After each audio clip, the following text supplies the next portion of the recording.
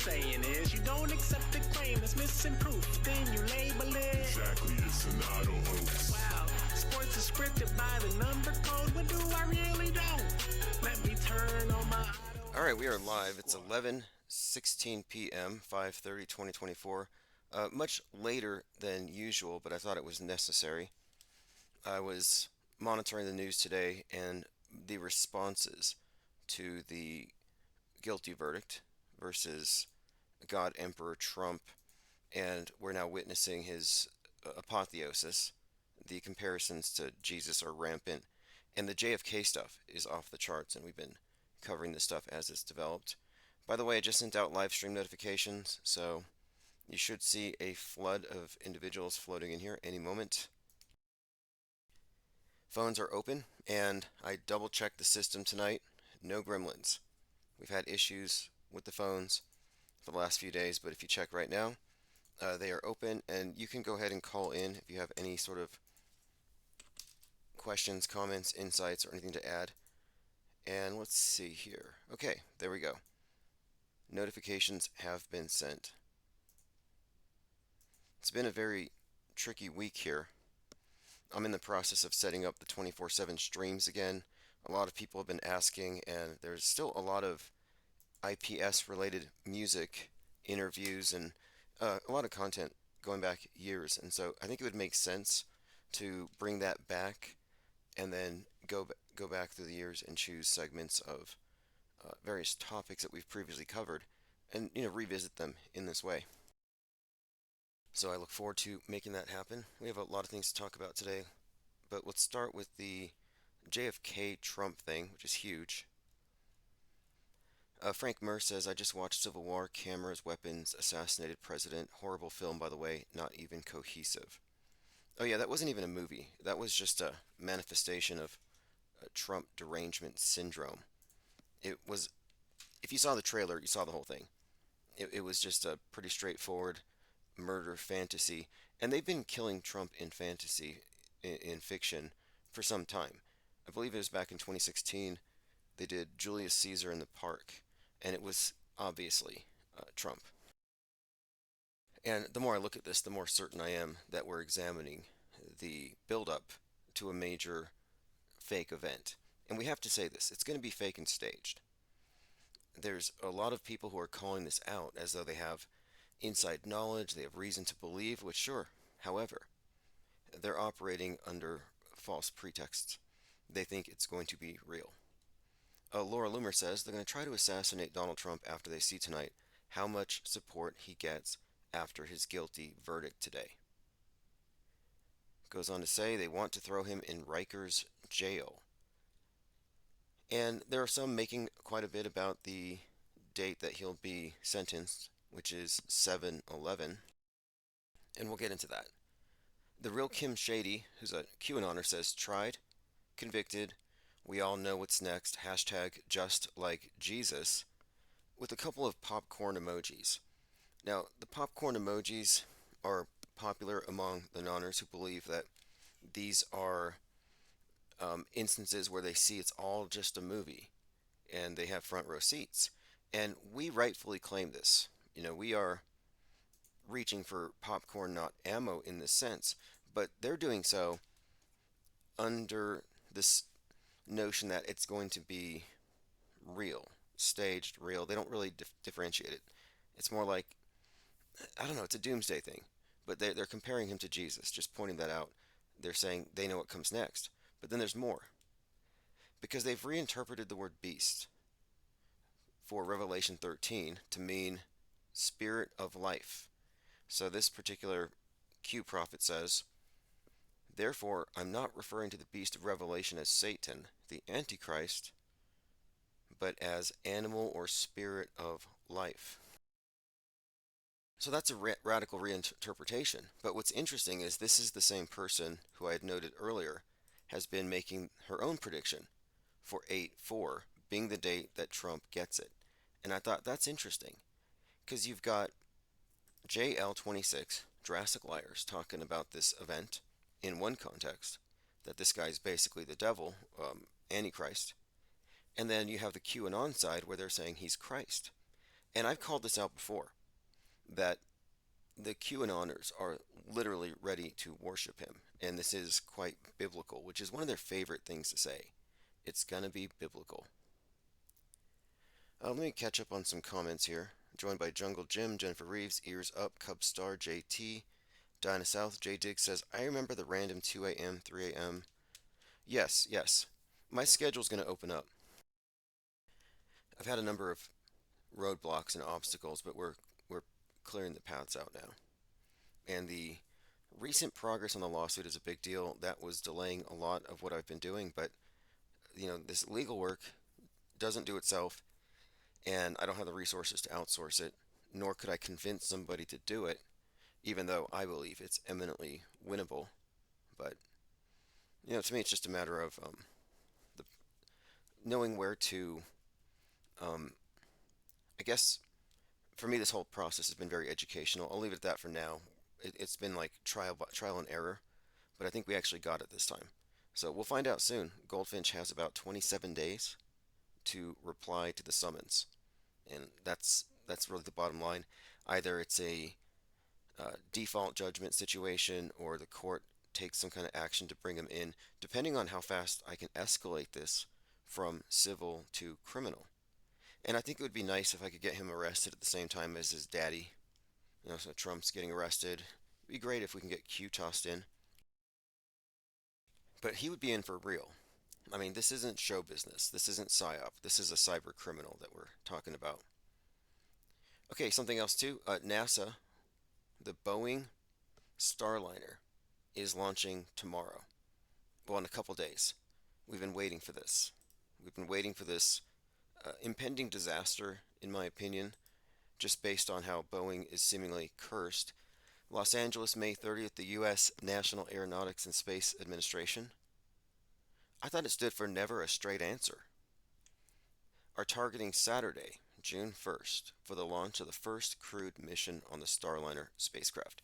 I think we ought to cover this live. And they're going to the ISS. Now, how is that even possible? If the ISS is fake, then what does it say about the rocket launch? Where do they think they're going? Somebody should tell them. Joined by Lean Dion, thank you for joining. Again, live stream notifications just went out, and I mistakenly sent it to a small segment, and I don't know how many people have their notifications on, but it's no big deal. It's also late. A lot of people are sleeping. Okay, let's continue here. Laura Loomer says, breaking, Trump's donation page just crashed because so many people are donating after he was found guilty.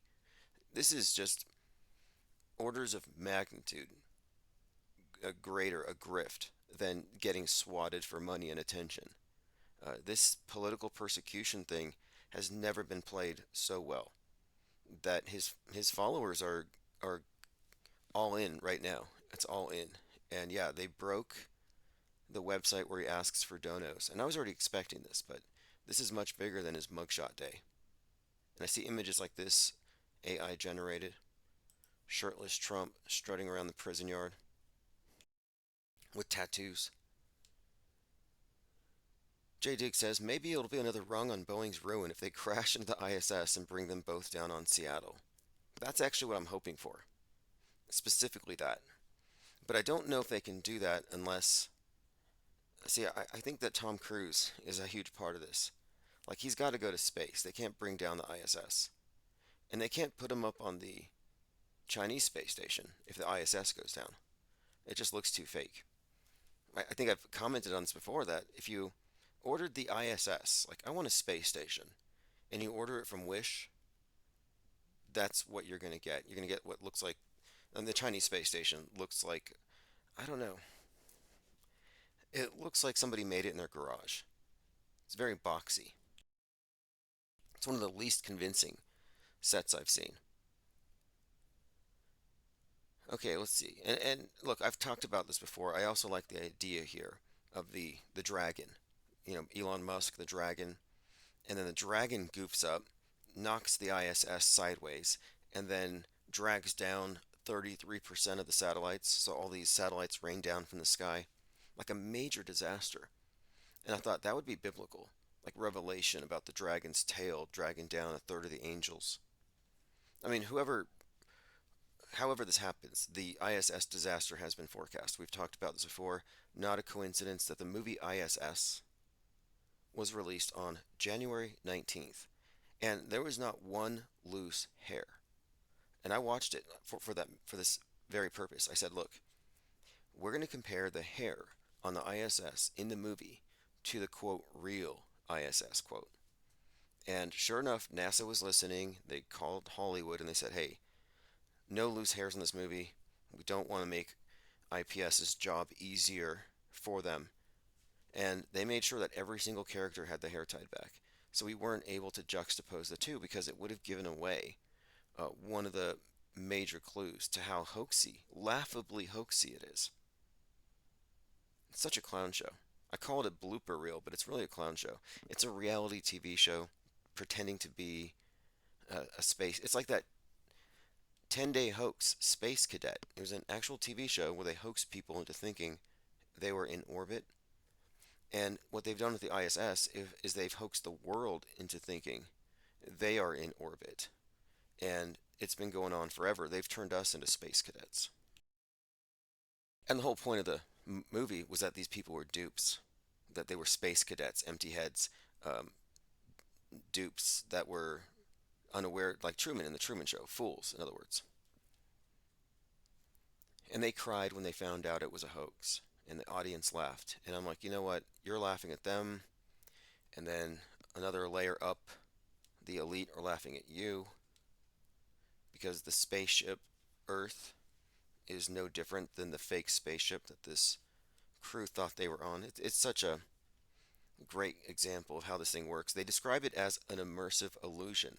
In fact, the articles I was reading about Space Cadet, or where I actually got that term from, immersive illusion, and the idea was just about how if you're in a self-reinforcing echo chamber, it makes it easy to believe, and many of the actors who were there to prevent the fools from realizing it was a hoax, they found that if they could convince themselves to believe it, they could act like it was real and convincingly pass it off, but they had to trick themselves. And so the idea of tricking themselves into believing is kind of an integral part of this, like method acting and LARPing, live action role playing. I mean, we're in a society of LARPers. Okay, let's continue here. Uh, JT says the ISS never had a problem. And in the movie, they do. It's Russians and Americans fighting. Maybe the Americans are tired of drinking recycled cosmonaut urine, which is the truth. Cosmonauts get water straight from a glacier, and then the astronauts, the Americans, get whatever's uh, recycled. And they have a fight in space.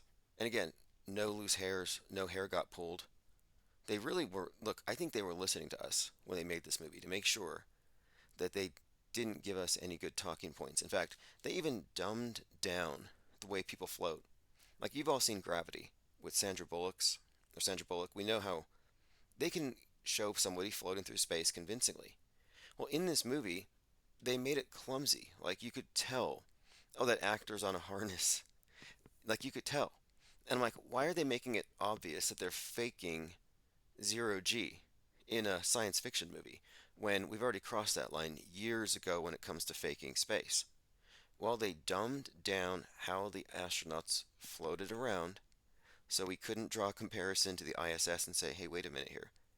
How come the ISS looks, compared to the movie, faker?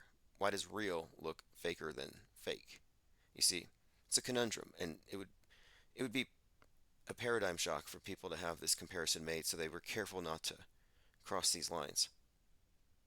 But anyway, we'll get back to that because I do believe it's an important incoming psyop. I think it's actually part of a series that's contiguous: the Titanic sinking, Twin Towers sinking, ISS falling. These are all representative of the Tower of Babel, the West, too big to fail, man's hubris, it all falling down, sinking, and the ISS is like the capstone event, in my opinion. And I have a lot of reasons for making these correlations, which we'll get into in due time. I want to catch up on what's happening right now. By the way, I have made my intentions. I've made my availability out there known to those who are arranging to send somebody to Antarctica to observe a 24-hour sun. So I will make that trip if no one else volunteers. Elephant Tusk says, in my reality, it was always bullocks. Yeah, I know, I'm so ready to debate the Mandela effect. I think it needs to happen.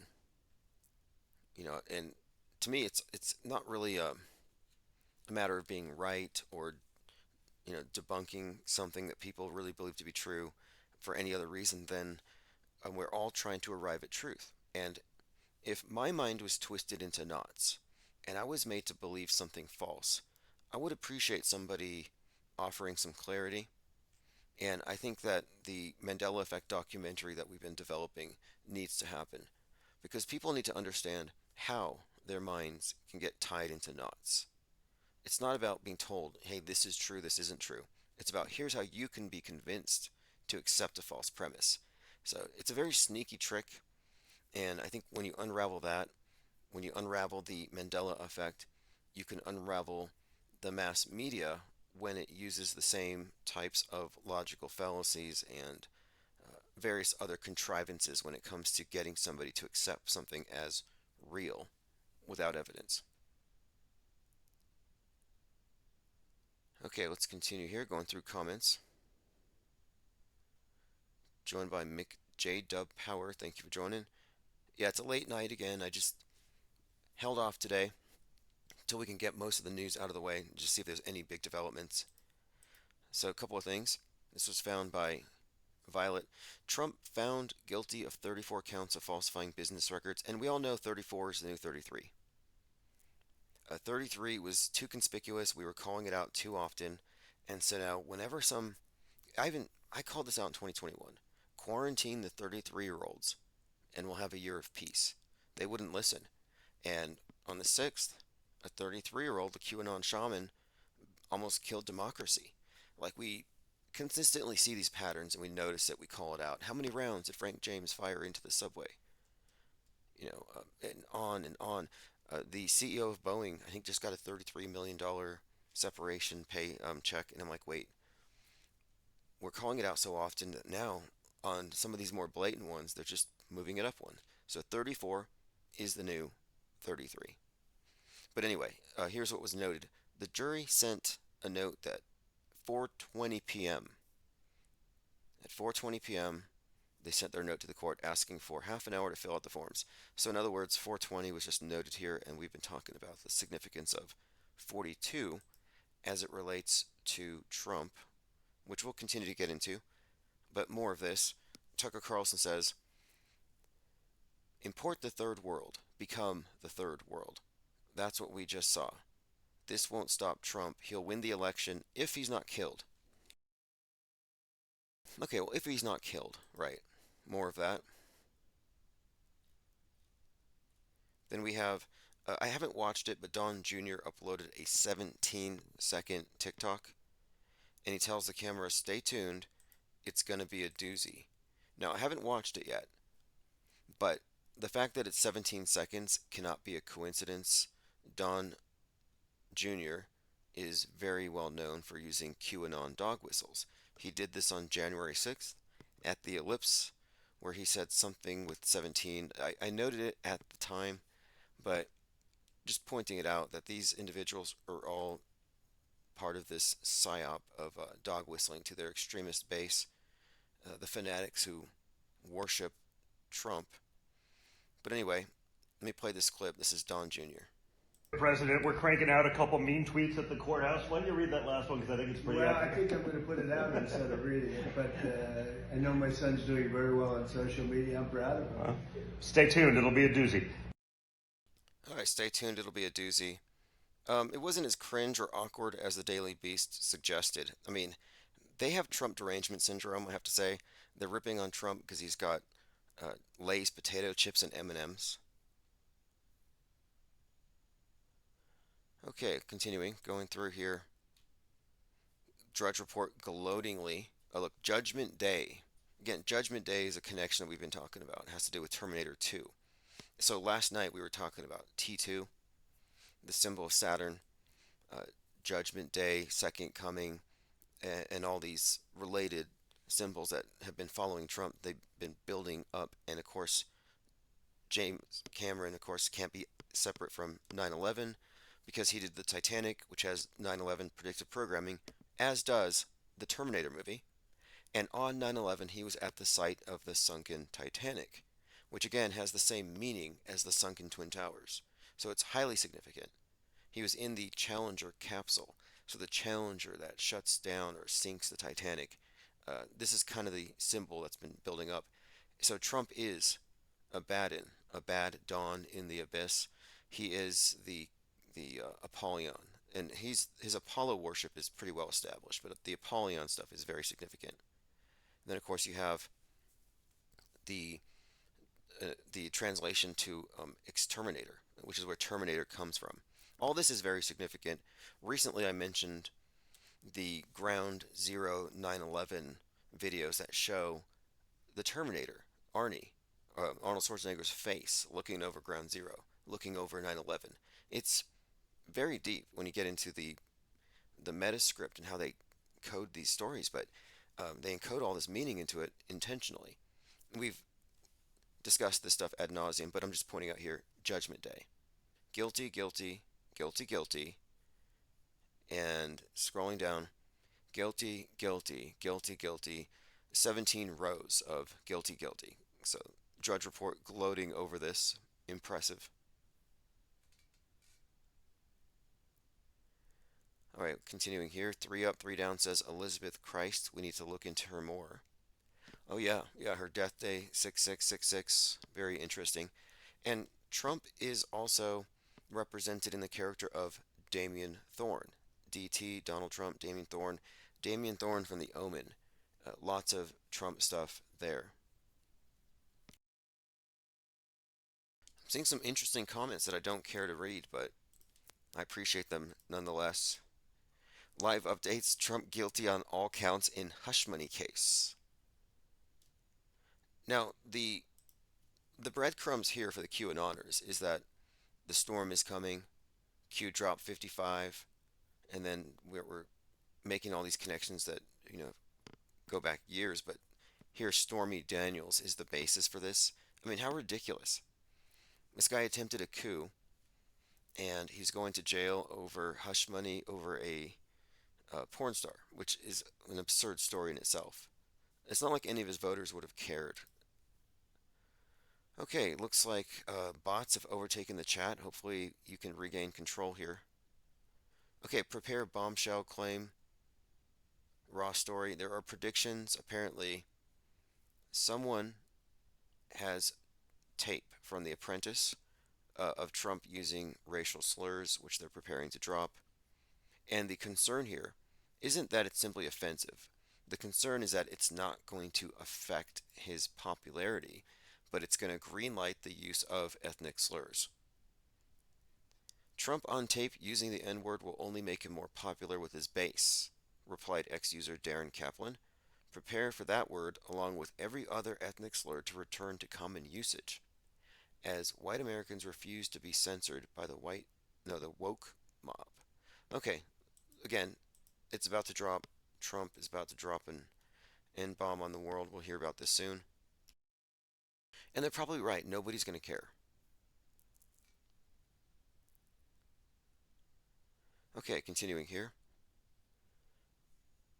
Yes, someone had mentioned this yesterday. Let's a couple more things. We mentioned De Niro and his presence there, all part of the theater.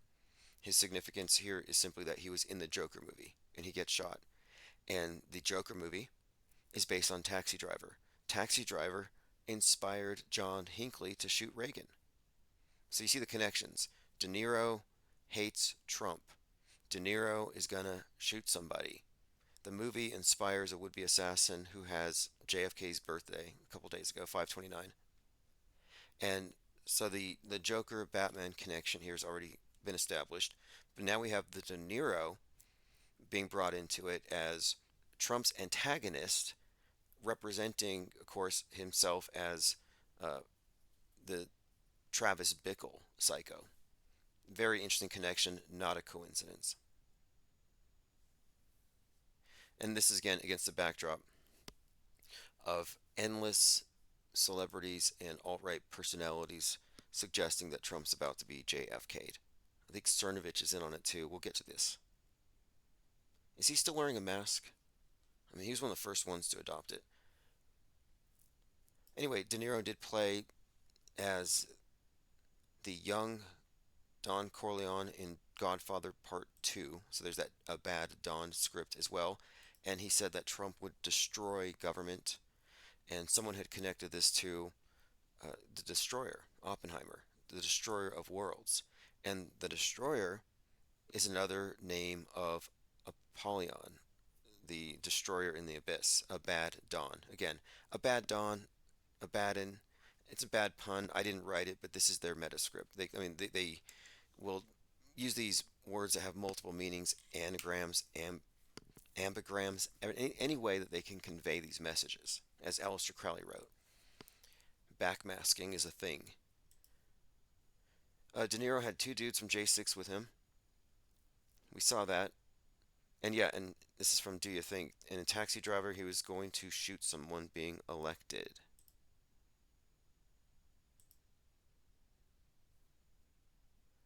Okay, let's see what we have here. Catching up on comments, Elephant Tusk says CNN reported that Trump and his lawyer were eating pizza right before the verdict. What does that even mean? I mean, there was a point like where pizza and hot dogs were off limits because it was all code. But it's only code if Democrats do it.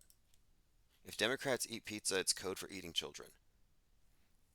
But when Trump does it, no, it's cool. Tucker Carlson alludes that the U.S. government entered into an agreement with demons. We talked about this yesterday. But the aversion that the far right has towards AI, this phobia, it's beyond technophobia. It's not just neo-Luddites, because they avail themselves of all the technology. But they're specifically afraid of AI. And they're specifically afraid of aliens now. These things are demonic.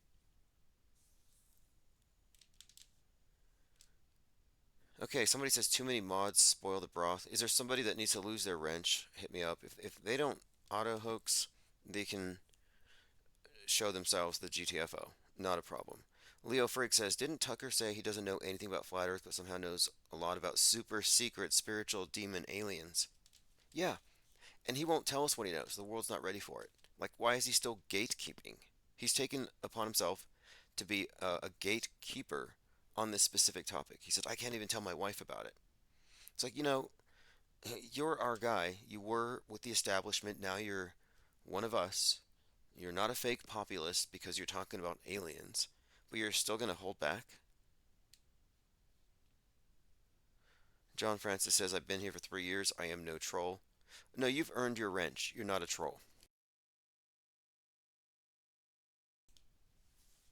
And, well, I mean, when it comes down to it, though, trolling is something you do. It's not something you are. I've met many reformed trolls who, became active and contributing members of our community. All right, let's see here. In fact, recently, one of our favorite former trolls called in. All right, let's see here. Phones are open. If you want to call in, it is 563-999-3664. And we've never been afraid of trolls. And by the way, if you're looking at the screen, you see a penguin with a wrench with the blue flame on it. It says Infinite Plane Society. The significance of it simply is this. The wrench, the moderators here, are a fixture. We started this channel on the basis that we needed to start filtering out trolls or people who aren't up to speed, people who had agendas, because we wanted to have our conversation advance, evolve, and develop, to move somewhere, to arrive at conclusions. So what we did is we instituted the all mod policy for people who made the cut. So if you knew that nobody died at fill in the blank, if you knew that it's probably not a spinning ball, if you knew that agnosticism was sensible, you got a wrench. If you didn't, if you had an agenda, if you were pushing any kind of political party or a lot of Hitler fans, religious ideologies or even flat Earth models like Bible Earthers, we would just ban them.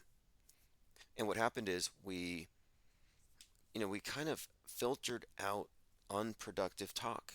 It's what it happened is we had more signal to noise. We really did fix things on YouTube, but it took a whole like phalanx of wrenches. We had walls, we had a fence of blue wrenches, and we had this kind of a now it's not an echo chamber.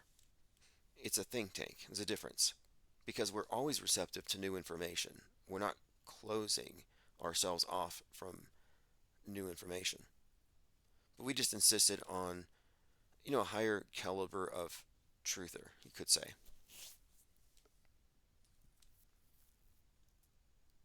Okay, let's see. Ollie Goering says, I hope Lynn calls in.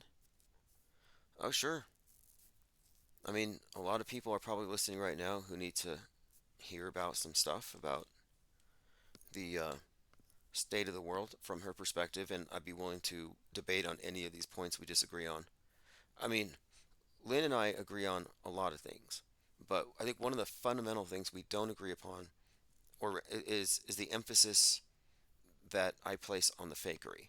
And I understand where people are coming from when they don't see it, but some people think, or their position is that fakery is a tactic, but things are real, or things will get real, or that this is making things worse in some way. And I understand that because I mean, we're talking about psychological warfare, what has all the characteristics of a, I don't know, benevolent dictatorship, but some sort of mind control operation. How can it be good? How can you not just assume nefarious intentions? But I think that the focus on what might happen, what might be real, what might be harmful, what might be deadly, I think these hypotheticals are all hyperstitions. I think these are evidences of the ammunition. I'll say this is the ammunition of mind war. It's proof that there is a mind war happening. It's the idea that you're always in a state of agitation. You always think that something bad's about to happen, and it keeps you in a state, I think, of fight or flight. And I've rejected that, and I'm like, no, I'm not a prepper. I don't believe that things are about to go kinetic or get worse. I don't think that we need to prosecute who did 9/11 because nobody knows that 9/11 isn't what people were taught because it's not as advertised. Nothing, as you all know, on mass media is as advertised. But I'm saying that our reality has been hijacked and it's been merged with a sim. And these events are simulated, they're movies. We have a movie augmented reality. And so my priority is on uh, looking at the architecture of this thing, the monolithic nature of it, and not treating any of their agenda as anything more than mind war, whether it's this fake depopulation or chemtrails or any of these other truth or orthodoxies. So people will disagree with me over truth or orthodoxies, and I think these are things we need to debate. Pete Tripa says, just realized there's multiple chats. Yeah, you know what? I inadvertently opened up an extra YouTube channel. Didn't mean to, but no big deal. The Infinite Plane Radio channel auto exports to BitChute, so it saves me some time. J Dig says, food is pretty damn expensive. Right. Well, it beats foraging. Okay, I see some interesting comments in the chat. If anyone wants to call in, look, if you have something to say to somebody, just call in and say it. You know, and I think we need to be this is what I'm about here is accountability. I'm not here to do anything more than add clarity to the arguments and claims that are made, and even my own. Like, please prove me wrong, convince me of any of these things that I'm attempting to debunk, and I will adjust accordingly. I'm very interested in being proven wrong on any of these things. In fact, today I went to the planetarium. Did I walk out of it convinced that we're on a globe? No. But I did walk out of it with a better idea of how to locate Virgo and Gemini. And then also, I've been looking at that Cellus looking constellation, which is like this cup of Apollo next to a raven. But anyway, I was checking out the planetarium and the fake dinosaurs. I mean, the dinosaur exhibits are not as impressive to me as they were when I was a kid, when I thought these were real bones that somebody dug up. Like you're digging on a playground and maybe you'll find a bone and there's a dinosaur there. No, it's never the case. These have always been plaster molds made in China or something. But I was at the dino factory. They have this setup where you can look at these people in the back who are cleaning what looks to be dinosaur bones with um, like little picks. You can watch where the sausage is made. It's all theater. I'm just saying, it's theater. It's lying. It's lying to people. It's pretty bad. Okay, let's see. Going through your comments. Ollie Goering says foraging is fun. Yeah, well,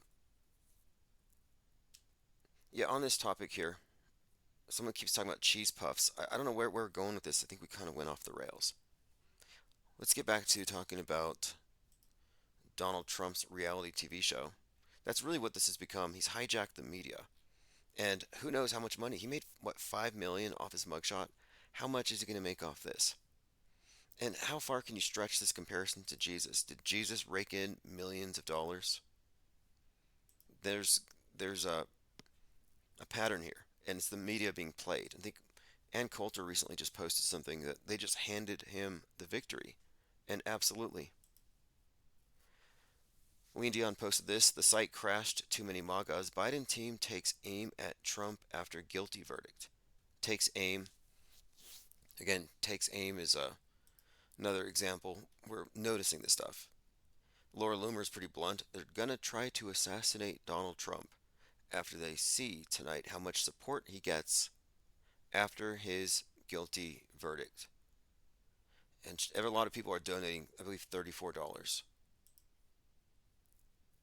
Real Kim Shady, arrested, tried, convicted. We know what comes next. 10 reasons the trial of Jesus was illegal. Donald Trump shared this.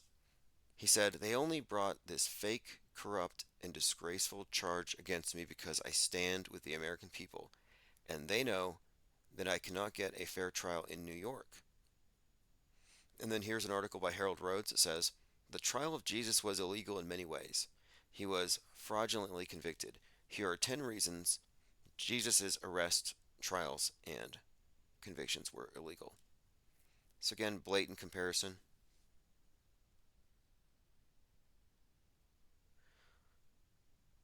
Ollie Goering says, sorry, Tim. No, if you're off the rails, that's fine. I'll catch up. We started late, and I didn't have any specific agenda. I did have some notes here. For example, don't miss the mind war for the PSYOP.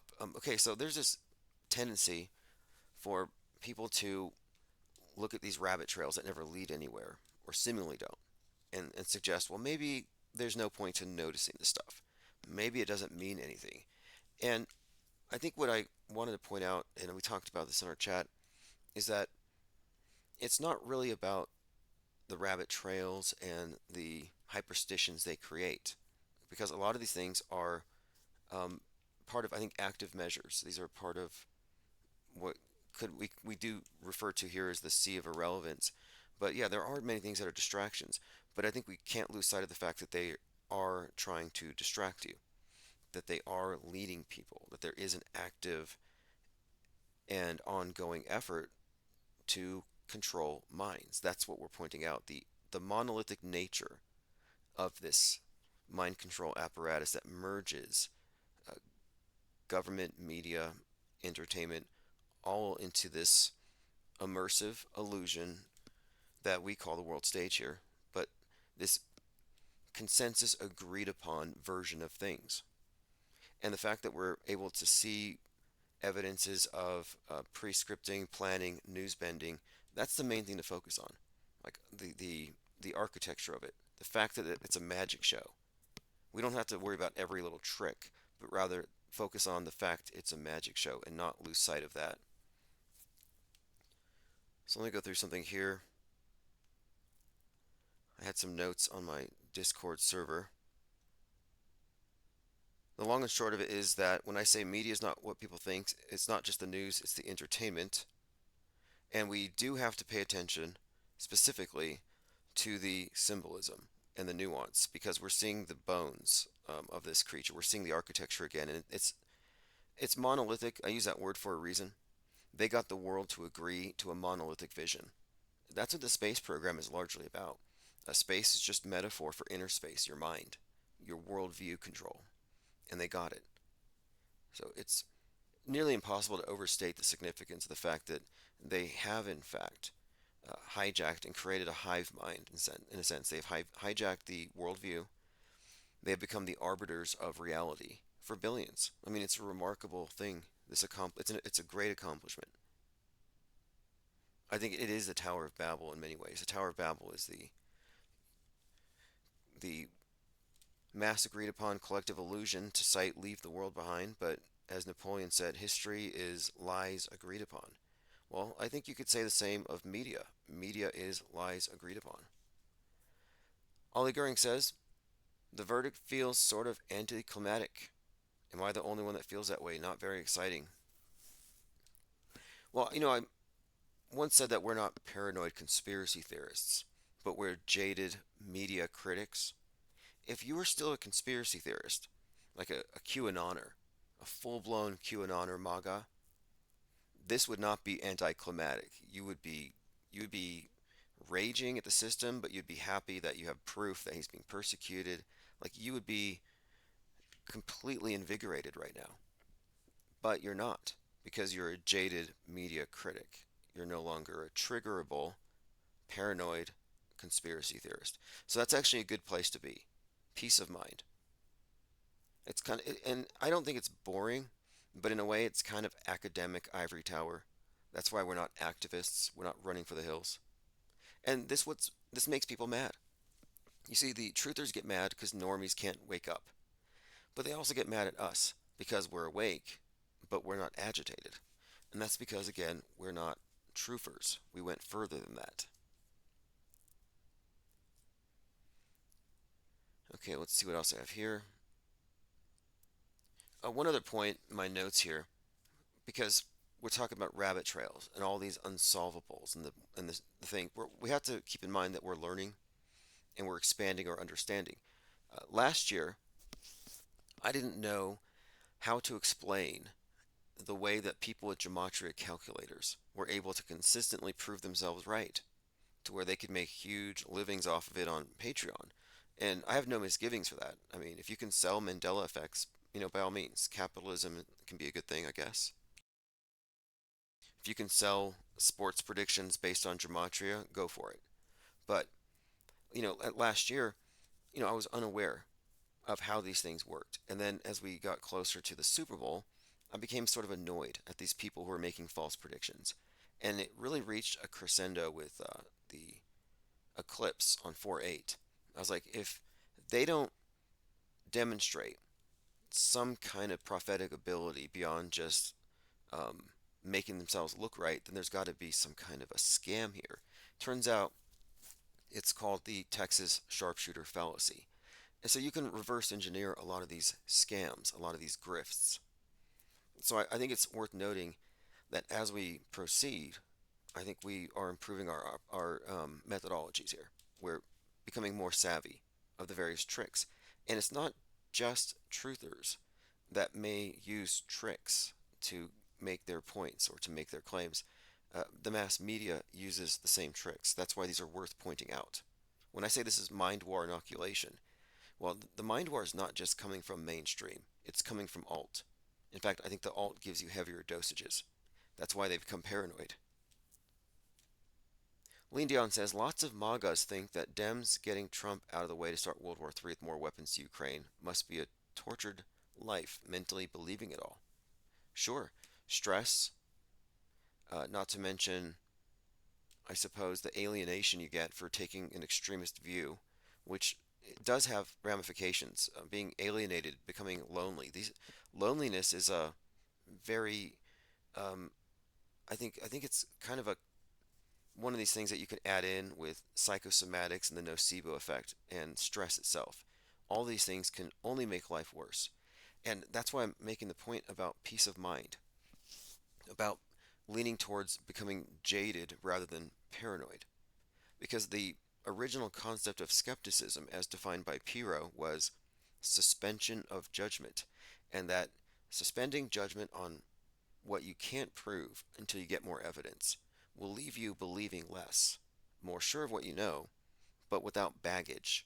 And without baggage, you reach a state which they called ataraxia or peace of mind, quiescence. And when it comes to the world stage, the world itself, um, I'm not experiencing any cognitive dissonance. I have quite the opposite. I used the phrase cognitive harmony quite some time ago. I think when I first unplugged from it as some kind of a worldview filter for me. It was like leaving a religion. All right, we're joined by Eunice in Gangbang, Uncool Ben, Mark Johnson. Hello. Late evening. It's 5:31, but I'm going to archive this as 5:30. Phones are open if you want to talk about anything. 563-999-3664. I keep putting out notices. I've thrown down the gauntlet. If you want to debate me on chemtrails, we're going to do that soon, hopefully. Billy Blog says, "What is this?" You're listening to Infinite Plane Radio, and all we're doing is we're discussing the fake news from an informed perspective. Most news consumers don't know what they're consuming. Entertainment is propaganda. The fact that you're amused by it is just because they put something in the poison to make it go down easier. But it's all propaganda, and I think our main point here, if I had to encapsulate it in a couple of sentences, is that we are informed disbelievers in mainstream media narratives as opposed to the masses who are low information believers. And my contention is that the informed non believer is more reasonable than the low information believer, who are essentially like religious fanatics these days. I mean, they're bonkers. You look at these politicos on X, it's a cult. They worship their politicians. Uncle Ben says, "You're lucky to have come across this channel, mate." You know, I had this in my notes, actually, at the very top. Paradigm shock to the system. You know, people want to know what our intentions are ultimately here. That's it. Paradigm shock to the system. We have to Oppenheimer this place, figuratively speaking. And even if I was being literal and I said I'm going to nuke everything, nukes are fake. It doesn't mean anything coming from me. So the DHS doesn't need to come knocking on my door. But figuratively speaking, we need to Oppenheimer the world stage. And what this means is what we are presenting here, this level of skepticism properly directed, will only be intelligible to a certain number of people who are willing to consider it or who even care. It's even in their purview or interests. But if we detonate it bigly enough, we might amass a sizable parallel media, something outside of the controlled opposition alternatives. And that's the objective. We want to onboard 10 to 100,000 people in the next 3 or 4 months. And there's nothing to stop it, because the fact of it is we're right. And I don't lose sight of that. I don't lose sight of the fact that we're correct in our assessment, and that we exist in a world of people who have been deluded with hyperstitions, who live in a augmented virtual reality, a paradigm shaped for them by a power elite who have everything to gain from keeping them visually illiterate, incapable of determining real from fake, and unaware of how saturated they are with propaganda. I mean, predictive programming is commented on by truthers here and there, but they have no clue what it means. They think it's just coincidences. Oh, we're noticing coincidences. And they feel empowered by this knowledge. Well, these aren't coincidences. It's the standard operating procedure. Our news is what becomes history over time. The power elite write our history. Well, they write our history day by day as they implement it on the world stage as news. So they monopolize news media, and they convey the news. There's a media monopoly, no doubt about it. It maintains a cohesive world view. But beyond that, now that they have the monopoly, it gives them creative control. They create a closed system of ideas where they can introduce hyperstitions, where they can introduce, through psychological operations, things that aren't real, but become real through the power of mass belief. It's like a magic show.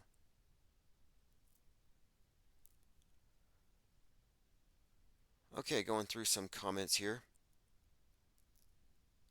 By the way, go to ips.monster if you want to check out the channel and our archives. I'm going to reinstitute the IPR 24/7. So the 24/7 live stream is something that I maintained for years on end, and it got disrupted last year. But uh, I think that it's a huge part of what makes this thing work, and it was always meant to be a fixture. I never meant to let it get shut down, so we're gonna have to turn that back on. Mark Johnson says the lawmakers seem to be working overtime.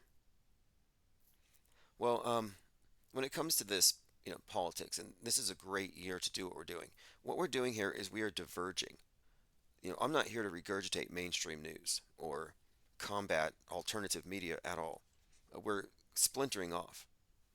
And while everyone is distracted, following their Pied Piper, whichever one you choose, when everyone's investing all their loosh into the political circus, we're going to be diverging.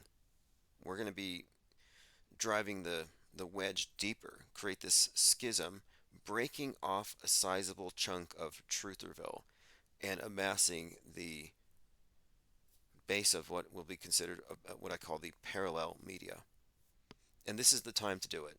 Between now and the election, I think this is a golden opportunity. Mark Foley says, I'm flying back to Seattle on 6/11. Do you think I'll get a good view of the end of the world? Perhaps Alaska Airlines will be serving popcorn that day. I would go out there myself. In fact, if there's any possibility I can make it there, I will. But you'll have to see it. You'll have to be looking at your screen. I don't know how they can fake it 100%. I've been thinking about it quite a lot, and there's an element here of stage magic that we also have to keep in mind. Like what is possible within the scale. Like, yeah, they can pull off a 9/11. We're talking about creating a movie set out of a big chunk of a major city. So whatever they're going to do in Seattle, I think it's going to be very convincing. And again, it's going to be Christopher Nolan who's going to get credit for it. But I'm looking forward to it. If you're there, they could easily fake EMP. Even if nukes are fake, it doesn't mean they can't simulate the entire thing. And we've been waiting for this blackout for some time. Do you remember Cyber Polygon? They're having this tabletop exercise at the WEF to rehearse in case some kind of emergency happens and everything gets scrambled and shut down. They canceled it. But on the day that Cyber Polygon was intended to go on, there were all kinds of disruptions and shutdowns across Canada. The drill went live. Infinite Plane Radio. Hey, what's up, caller? Hey, Tim. What's on your mind with You spoke of the monolith. Yes, the monolith. Major symbol here. What's your thoughts on it? It is actually quite symbolic of an algorithm. See, algorithms don't have a face, no features. The monolith had no features.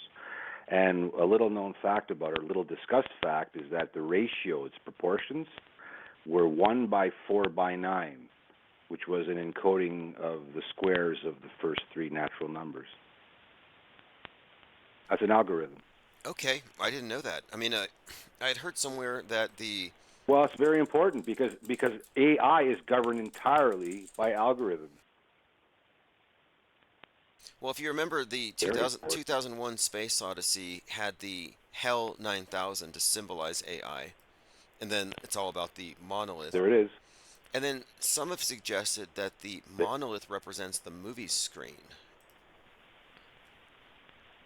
in its proportions. Well then, that's the whole point. That's the whole point. It's the same thing, because that's the vehicle. It's bang on. Quite right. Yeah, absolutely. I mean, this Absolutely. Now, there's more to it.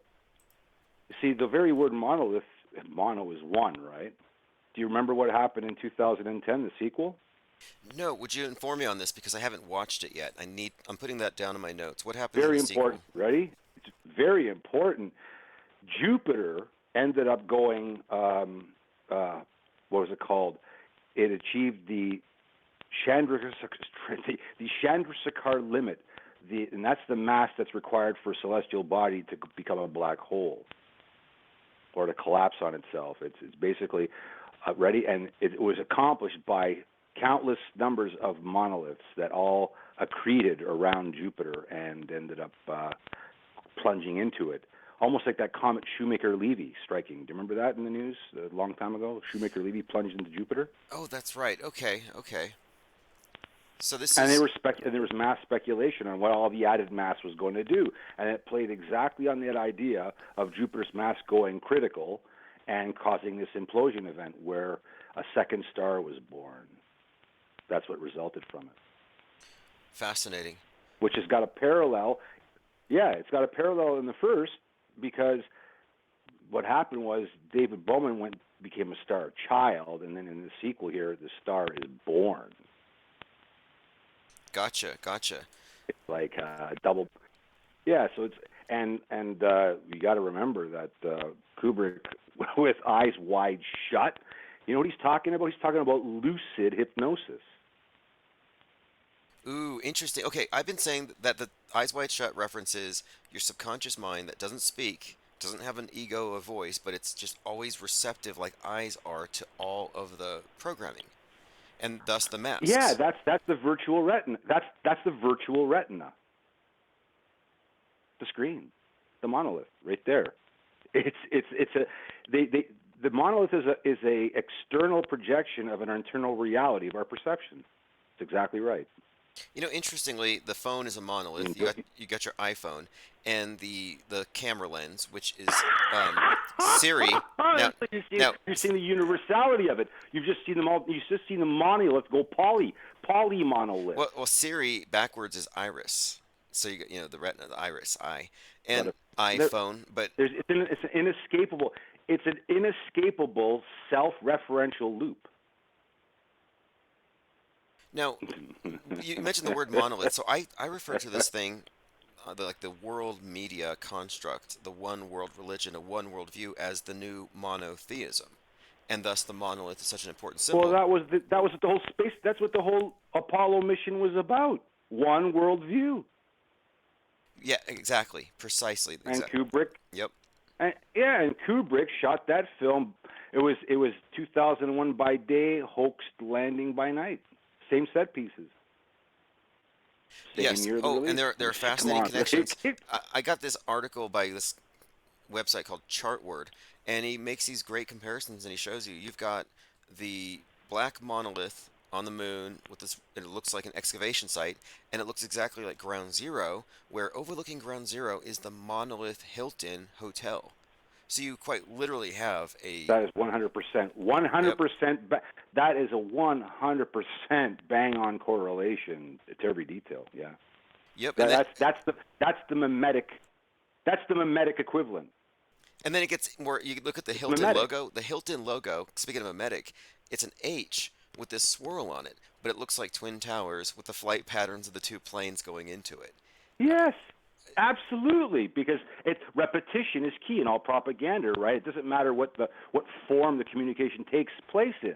That's the difference between semiotics and lexicology.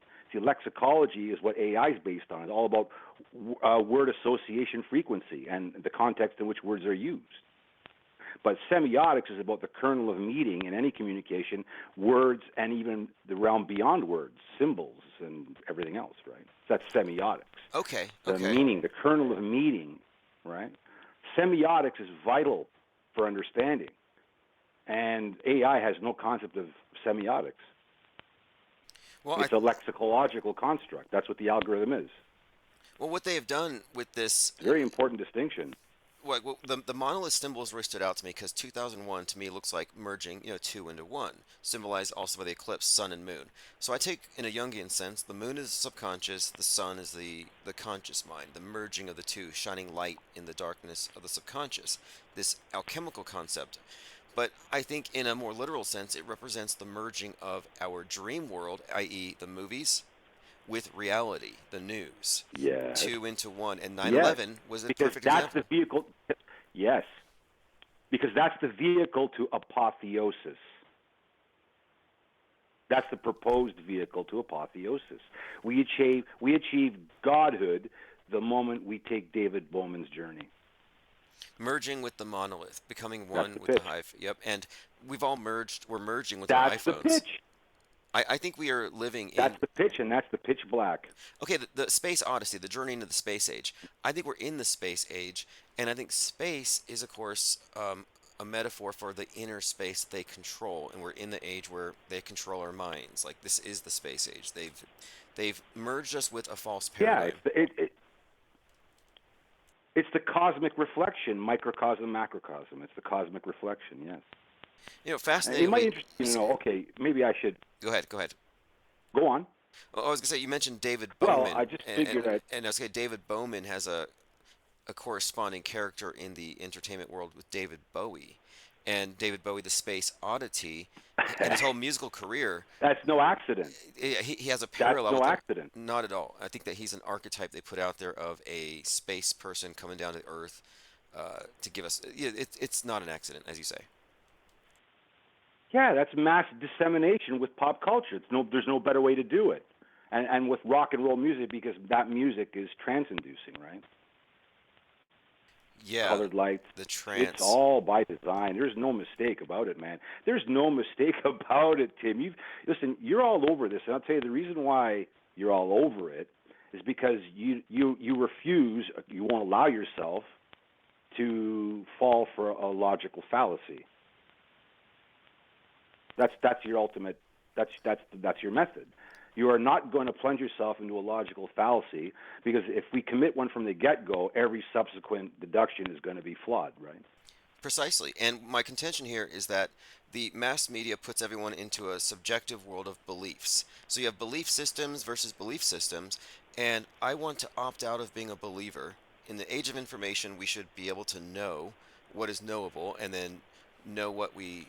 I mean, we're falling for false explanations in so many different things because of habit or lack of research. But yeah, Yes. I'm not going to fall for any false belief. And I recognize by going through Well, these but things. it's a simple premise, Tim, right? Uh-huh. Only a fool judges a matter. Only a fool judges a matter before consideration.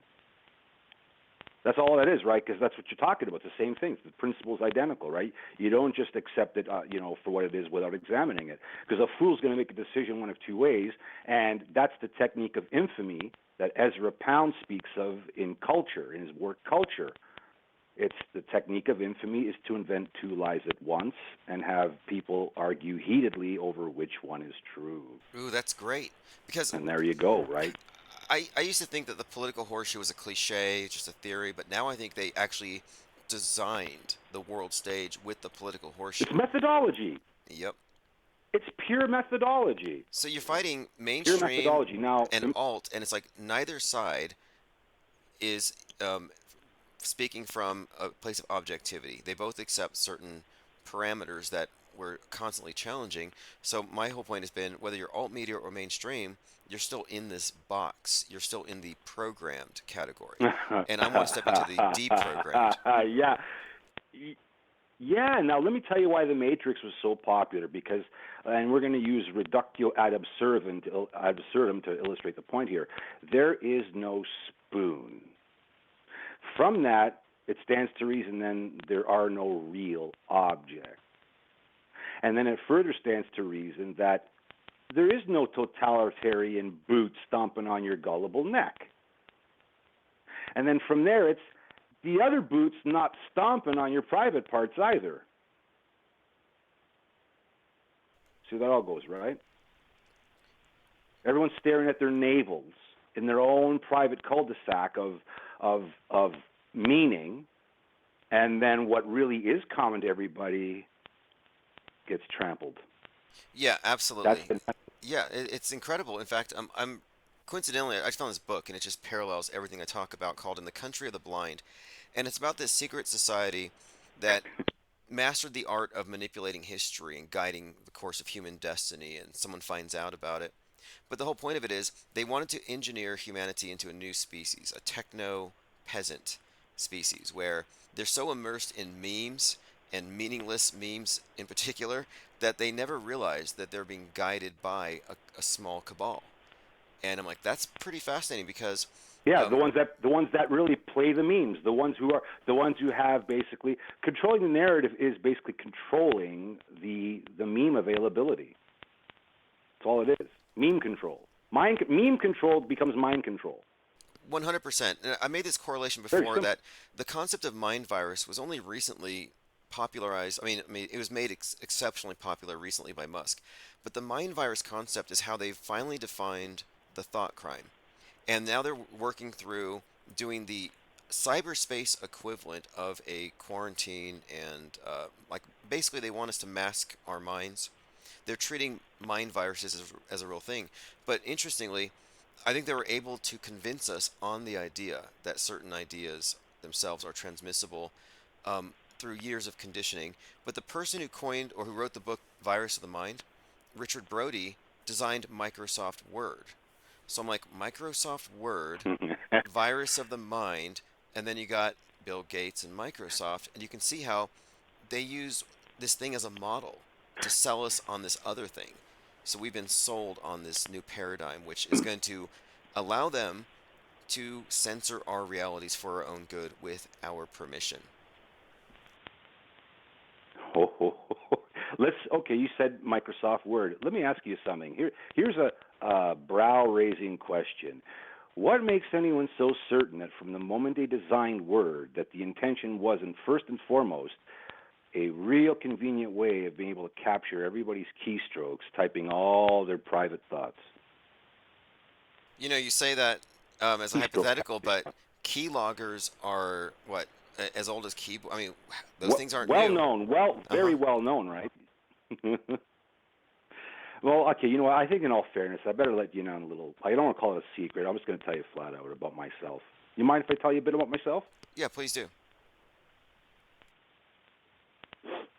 I used to be a senior production editor for Discovery Channel Canada from 1994 until 1998, and then brief freelancing stint in 2004 and 5. I was there when Dolly the Sheep was cloned. I routinely edited NASA feeds. I'm a green screen expert. I'll tell you a little something else. November 22nd, 1997, a very well-known performer was apparently, well, auto-asphyxiated. You remember his name? Was it the guy from In Excess? Australian band. Was it In That's the Excess? one. Yeah. Okay.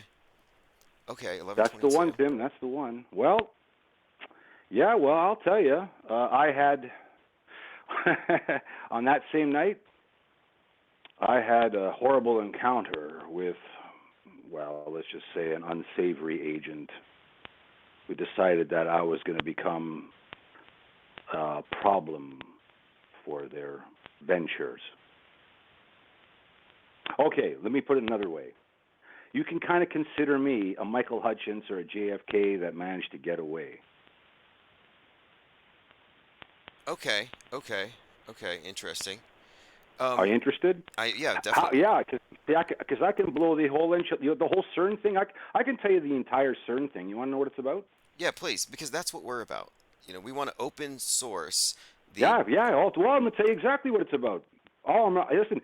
I'm gonna tell you right now. I'm not exaggerating, Tim, because I think you and I have been talking long enough to know that I know exactly where you're coming from, and I think you're getting an idea of where I'm coming from, right? Yes. You see, you have the necessary intellect. Very few people do. You've obviously disciplined your mind sufficiently where you're not succumbing to knee-jerk reactions. Well, that's what NLP is all about. And the thing about NLP is the means by which they value the memes. So basically, all the memes are qualified by the associations that the programmers know the memes have in advance, right? Yes. Yes. I look at this like almost like collective MK Ultra, where they can push a button and trigger a specific demographic, and it's really that simple these days. The It's meme. exactly the right thing. It's absolutely 100% the deal. That's right, exactly like that. That's exactly how it's happening. Now, CERN, I'm going to remind you again of the Ezra Pound technique of infamy. What they've done is they've spun two plausible yet false narratives. One, they're searching for this particle they call the Higgs boson, the one that is alleged to give matter its mass. That's the story, right? Again, this has got nothing to do with me. I'm not telling anybody anything that I think. I'm just basically echoing the very things that are going to everybody's ears, right? In all fairness, right? Right. Listen, I mean, the ability to listen is the first order of business in proper, effectual, accurate, concise communication. Yeah, before I did this, I was doing retention for DirecTV. I had to listen to a customer and convince them not to abandon us. So 8 hours a day, always listening for nuance, and that's absolutely a key point was learning how to hit the mute button and let people talk because it's so easy, to, especially today. Anyway, but please go on because you said about the CERN, the two ways, because it's something I talk about a lot. Yes, how they present so it. So here's the two stories. I'm going to blow it wide open here. Because I'm telling you right now, my story is quite rare and how I found these things out and all the things that have happened to me subsequent to 1997. I ended up in a hospital for a month, 3 days in a coma. I'm talking about an experience that cannot be put into words. I'm talking about an intervention. It's probably going to blow your mind. You know where I'm going with this? Proceed. 3 days in a coma. Have you ever heard the notion of a walk-in? Yes. And for those who haven't heard, a walk-in, it's sort of like Agent Smith. You're suggesting something entering into a person while they're vacant. Very much like that. That's right. You see, I'm going to confess to you that who you're speaking with right now has all the memories of that life. You see, when I said a JFK that got away and is also now able to point the finger at all the rats that conspired, how about that? And their hidden technologies. So you're saying while you're in a coma, something joined you, or you are, is that what you're saying, or some part of you woke up that was latent? Let's put it this way: the being that was responsible for me not dying when I was supposed to eventually made his appearance in my life, and he's not from this realm. Okay, I find this interesting, and I definitely want to continue down this line. And I want you to get back. Oh, also I know. on CERN. I know. That's why I'm talking to you. I want to talk to you 2 nights ago, and last night you weren't on. I've been looking forward to this conversation for a few days now. Okay, No word of a lie, no exaggeration, Tim. I often speak at. You need to see. You need to go. You need to go viral. You need to go viral. I'm not saying you should go. I'm saying you need to go viral. You mentioned court of public opinion. Well, then what's the venue going to be, Tim? That's the thing. That's the next thing you got to consider. If you think going into some established court of law here in the land, well, the idea is not bad. Just that I don't think that's the right venue because unless you've got the public privy to the proceedings, it's to no avail, right? Yeah. And am I mistaken? No. And one of our I think the idea of going viral, I point out here, I kind of target market. This is why I want to do debates. I think we would gain more from doing debates topic by topic and then reaching the people who are confused or conflicted or sold on a certain viewpoint and then challenging that. Because the public attention span is a goldfish attention span. And so I'm looking to paradigm shift rather than gaining momentary attention, which is what virality generally does. But I get your point. Yes, it's got to be a controlled release. But to go back to your moderated, mediated release. Absolutely right. You're absolutely right. CERN. Because you don't want to be just the next big virus. Yeah, exactly. And of You're course, absolutely I'm right. not, and I'm not interested in being defined by the mainstream media. I'm not trying to gain approval and get platformed on any of these big platforms, but rather the parallel media is a construct separate from the control dialectic of mainstream and alternative, because they do everything with this what I call bifurcated war. And you were saying about CERN, there are two versions of the situation. One of them you said is Yeah, particle two false accelerator. narratives. I'm going to prove it. Yes. Here you go. Here you go. Now, here's the key, Tim. The key to going viral in the best way is to focus on an aspect of the alt psyche that you feel or that we discern is probably the most pressing thing to get out of the way first. That mystery that bothers us more than some of the other ones do. You know what I'm saying? Oh yeah, yeah. In fact, Like that Mandela effect you may thing. have expertise in this in particular. So about the CERN and the Mandela effect, that's one area. Yes, I do. Do I have deep intel on that? Could I'll you? tell you, Yeah, I got the please. deep intel What on do you that. have that you can share with us tonight specifically about CERN that we may not know behind the curtain stuff? Okay, here we go. Number one is the question, and and I'll tell you, this is really going to shed light on the whole thing. Because the story is that they were looking for the fabled mass-inducing particle they called the Higgs boson. Well, the announcement was that they found it, right? And that's clear. That's been announced. They found the boson. So they found this long sought-after mysterious particle, which they say now has them surpassing. They now have gone beyond what they call the standard model of physics. This is what they're saying. So that it begs the question, if they've already now identified this magical fabled, well, I call it fabled because I believe it's a fabled particle. They've found it. They know it exists. It's real. Problem solved. We found the gremlin that gives everything mass, right? So then it begs the question, if that's the case, why is China building a 100-kilometer version of the 27-kilometer CERN construction? If they've already found what they were looking for? It begs the question, doesn't it? So what do you think the real purpose of it That's is one. then? So that's what are you asserting here that? Ah, oh yes. Well, if you want to get to that, right. Well, first of all, I want to give you the other bogus story, and then we'll get to that. All right. Okay, The other sure. side of the story, if it's not a research project for a fabled particle, or finding out more about this found fabled particle, maybe whether it likes, I don't know, pizza or lasagna, I don't know. But the other story is it's going to create a black hole. It's going to open portals.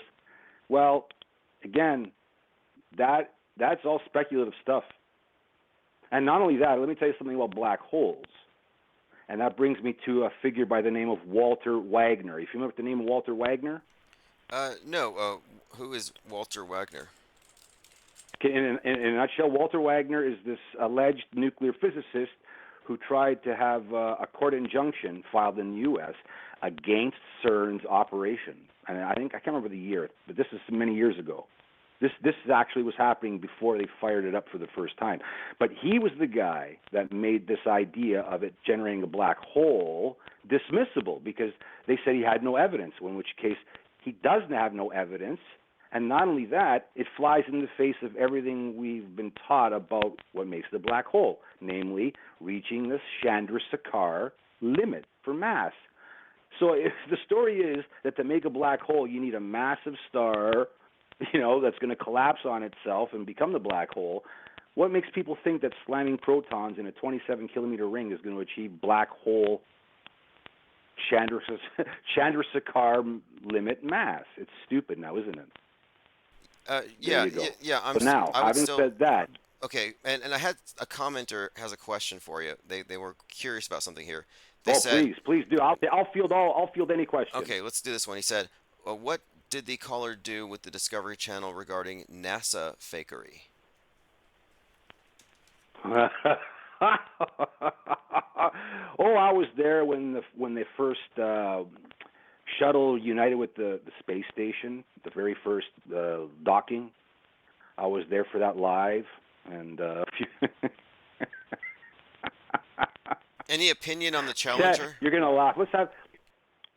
Let's the Challenger. You mean with the disaster where the astronauts weren't on board? You mean? Okay, just checking. You're good. That's just kind Oh, of you kidding? You give me any test. You throw. You toss any test you want at me. I say I'll take any question. I'll tell you right now. I'm not kidding. No exaggeration. It's not a boast. All right. I listen. I feel this is my obligation now. I'm not. And this, again, no exaggeration. I am compelled and I am obliged because I'm going to tell you now. Here we go. One thing. See, I rejoice that I have this opportunity to speak to someone who's a most fitting recipient. I've been listening to you for a short while now, and I've been listening to your method the whole time. Not the things you're saying, the method you apply was more important than the actual things you say. Right? So now, what you are going to know for certain right off the bat, a principle about all technologies that's a universal truism, and it's this. Every single technology ever known to man has always been scalable, right? Without exception. You take any given technology, it could be applied at many scales, and not only many scales, it can also be applied in multiple contexts, right? Fact. It's an indisputable, factable technology. Now, having said that, let's get back to that structure, that monolithic structure.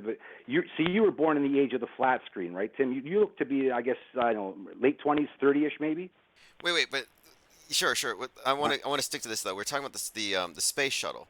Like your involvement. So you're working for the Discovery Channel or something. Does NASA give you content, raw material that you edit, or were you just repeating? Were you just hitting play? Like, did you have any sort of backstage with? Yes, editor. We basically listen. What they used to do is they used to feed us to our master control because it was a studio up in Scarborough, Toronto area. That's broadcast center in Canada. It basically, and I was there from the network's launch in September of 1994. Prior to that, I was working as a production editor for the Sports Network because they ended up both operating under the same parent company. And yeah, so anyhow. I was privy to all the latest stuff in what you name it. When they made the first glowing mouse, I was there putting that story to air. No. I was on the cutting edge of all science and technology stories. Okay, so for 4 straight years until it. Okay, so you're there, like reporting on stuff cutting edge, but like, I guess what I'm asking here is, would you have had any indication that you were being tricked or that you were being given propaganda or that anything was hoaxed? Or did everything... I'm going to confess it. Uh-huh. I'm going to confess it. I was as blind and dumb as anything I could have possibly been. I was basically sitting in a death chair the whole time and didn't even know it. Well, it's not your fault. It's a magic show. How's that for confession? It's a magic show, and if you're in the seat that the magician has you in, if you're in the audience, you can't see through the trick. And that's how I look at most of the media fakery, that unless you have another perspective, the default position is to be programmed and fooled. So I was just pointing it out that people say there's no way NASA could fool us because there's so many people involved. It's like, well, they don't realize that there are like firewalls that would prevent people from coming across certain bits of information, and it's so compartmentalized that you would... Of course, that's right. It's called compartmentalization. What's called compartmentalization, 100%. Clearance privileges, 100%. Absolutely. That's how it's done. See, because people are mundane people don't understand those things. So it takes a lot of patience, and it's difficult. Because these people claw at you, and that's why you can't tell just anybody. But then that's where it gets to the point where it's probably good to somehow gently nudge their attention to something that maybe is worthy of their attention. If we can only get people to stop looking down at their palms all the time. Because that's what this is about, Tim. This is about not only manipulating people's attention, but knowing how to draw it in the first place. Yeah, they use the phrase attention economy. How often do we hear that? And one of the things that I often talk about here is where the media and propaganda merges with what we generally would term magic, whatever falls under that term.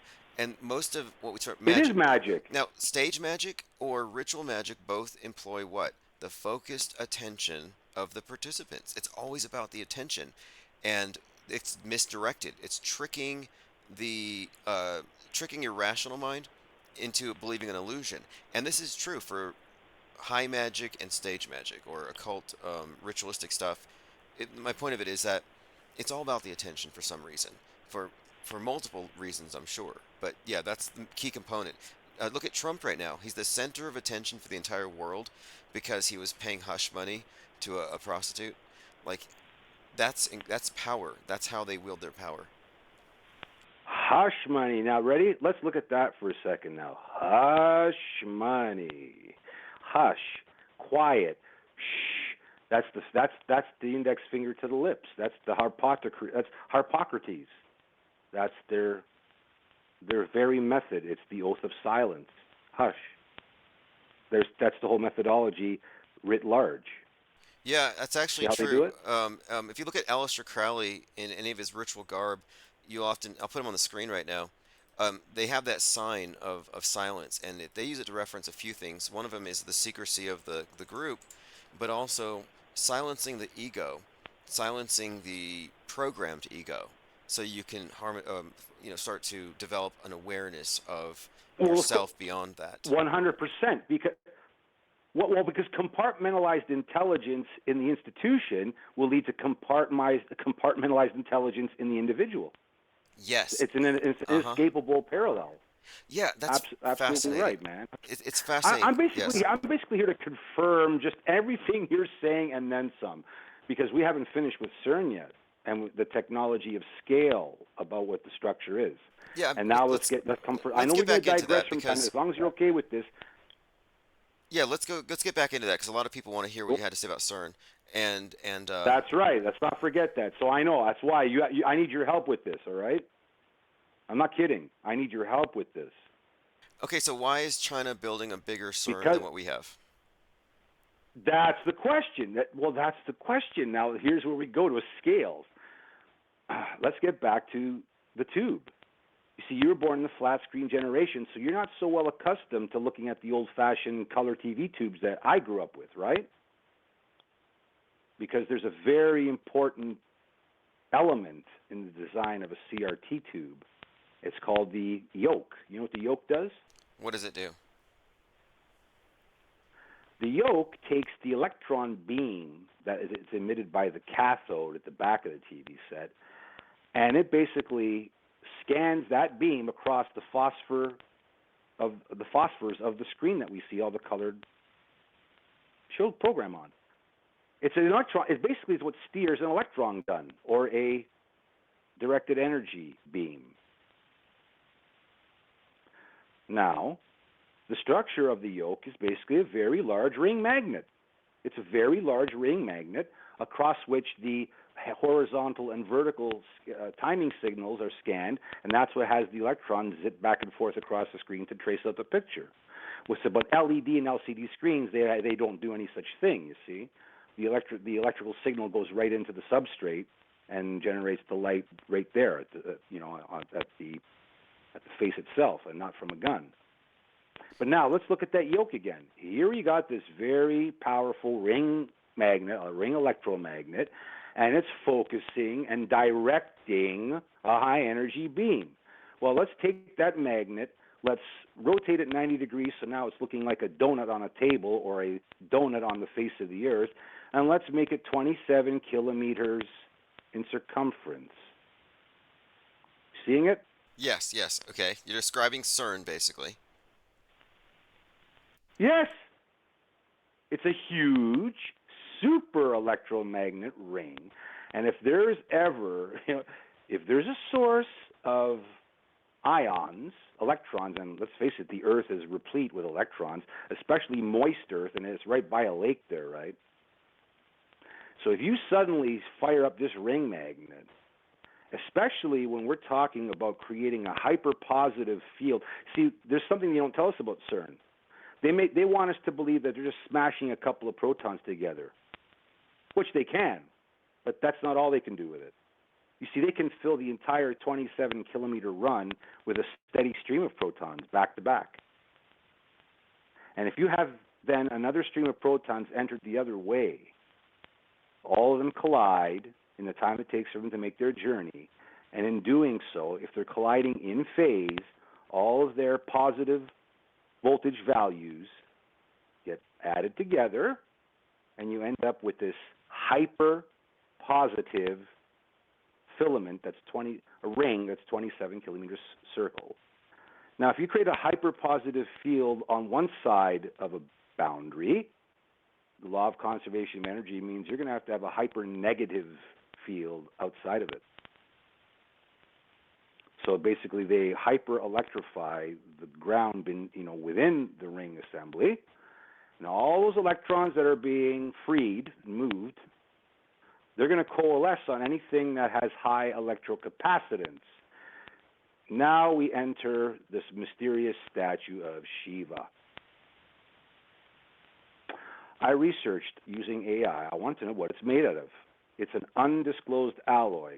There is no, the story goes that there is no disclosed mention, no published mention of what the metal alloy used in its construction is. And I can tell you right now, it sure ain't bronze. It's not bronze. And the worst thing is, in some of my recent chats with OpenAI, it alleges that it was bronze. And I said, where is this information coming from? And it gave me a few links. And the funny thing is, when I wanted those links, the word bronze wasn't in any of them. How's that for a mystery, Tim? Now, what are you suggesting? Still interested? Now, okay, so Lord Shiva, the statue, there's some kind of indication here that you're suggesting that this big CERN they're building has an ulterior motive, and it's not the Mandela effect. Is it some kind of super weapon? Is it going to rip? Absolutely. So that's a directed energy weapon. You betcha. Absolutely. Yes. Yes. It's a destroyer, right? With Shiva, the destroyer. What are they destroying? Okay. Well, I think all the wildfires we've seen with... Okay, look, I'm willing to entertain this. However... And so they fire... I would say this. It's likely that because I believe the nuke, the invention of the atom bomb, was a psyop to destroy objective reality and put us into this closed system with this science fiction weapon. And I kind of think that CERN is destroying reality, or has the potential to, in the same way, insofar as that our belief in it gives it power over us, power over the paradigm. It's like an idol, and their priesthood holds it up, and it reinforces their model. So I don't know if it's literally a destructive weapon, as you say. I hope not. But I do think it has that position. It has that utility. Well, this is hopium. Listen, hey, Tim, you don't subscribe to hopium, do you? No. And look, if there's a black hole, I heard you use the word hope. I heard you definitely use that word hope. Now, hey, commenter Elephant Tusk says, is CERN a weapon to pierce the astral realm? Well, it already has. It's already caused what I call enough cognitive sabotage in our upper minds, right? Because that's the microcosm. The upper regions of our mind are the astral realms, one and the same. We've already established that, right? So he's quite right, yes. I'm glad you pointed this out, because we talk about this stuff a lot, and I've been saying that space is a metaphor for controlling our inner space, our minds. So it's not a coincidence that it has to be. It can't be anything else. And the leading polluter of low Earth orbit with space junk is Elon Musk. And who's the leading polluter of cyberspace with mind junk? Elon Musk. Cyberspace, outer space, metaphors for controlling our minds. Thus, it's a direct parallel. It's not just a suggestion. It's a complete and perfect parallel. 100%. Yeah, it's a layered story that we're. It's good writing. It's good writing. They're the nexus points of the macrocosmic collection. It's the nexus. They become the nexus points of all of these transactions. The psychic nexus points. Yes, you're 100% on it. And now I'm going to ask you. of all the pickles floating around, which is the one you think is getting in the way most often so we can get it out of the way? What do you think is the most fruitless cul-de-sac of all right now? Cloning, Hollywood clones, what? Whether or not Okay, Taylor good question. Swift Good question. employing. I would say, I would actually argue that the anti-V, the anti-shot agenda, is a major stumbling block. Oh, really? Oh, so you believe that one right now needs clarification for people? People need to be more clear on what that was about? Well, I think that's one of the main things that keeps people stuck in the political horseshoe. I don't think that the truthers will ever escape until they let go of what I believe is simply All right, then I guess. yeah. Oh, okay, well, I'll have you know that I majored in math and sciences, including biology. And I could tell you a few things about that, too. Well, Let me just say this. Okay, Just so you may not know, my perspective is this, that the fact that it's a debate, left and right, and they're debating over what is supposedly an objective cure or solution to a problem, makes me look at this thing in the frame of it being mind war. But I think what they've done is this. Society's been divided into traditional values, and it leans right, and then progressive left, and that's utopianism, where they worship science. Science is savior.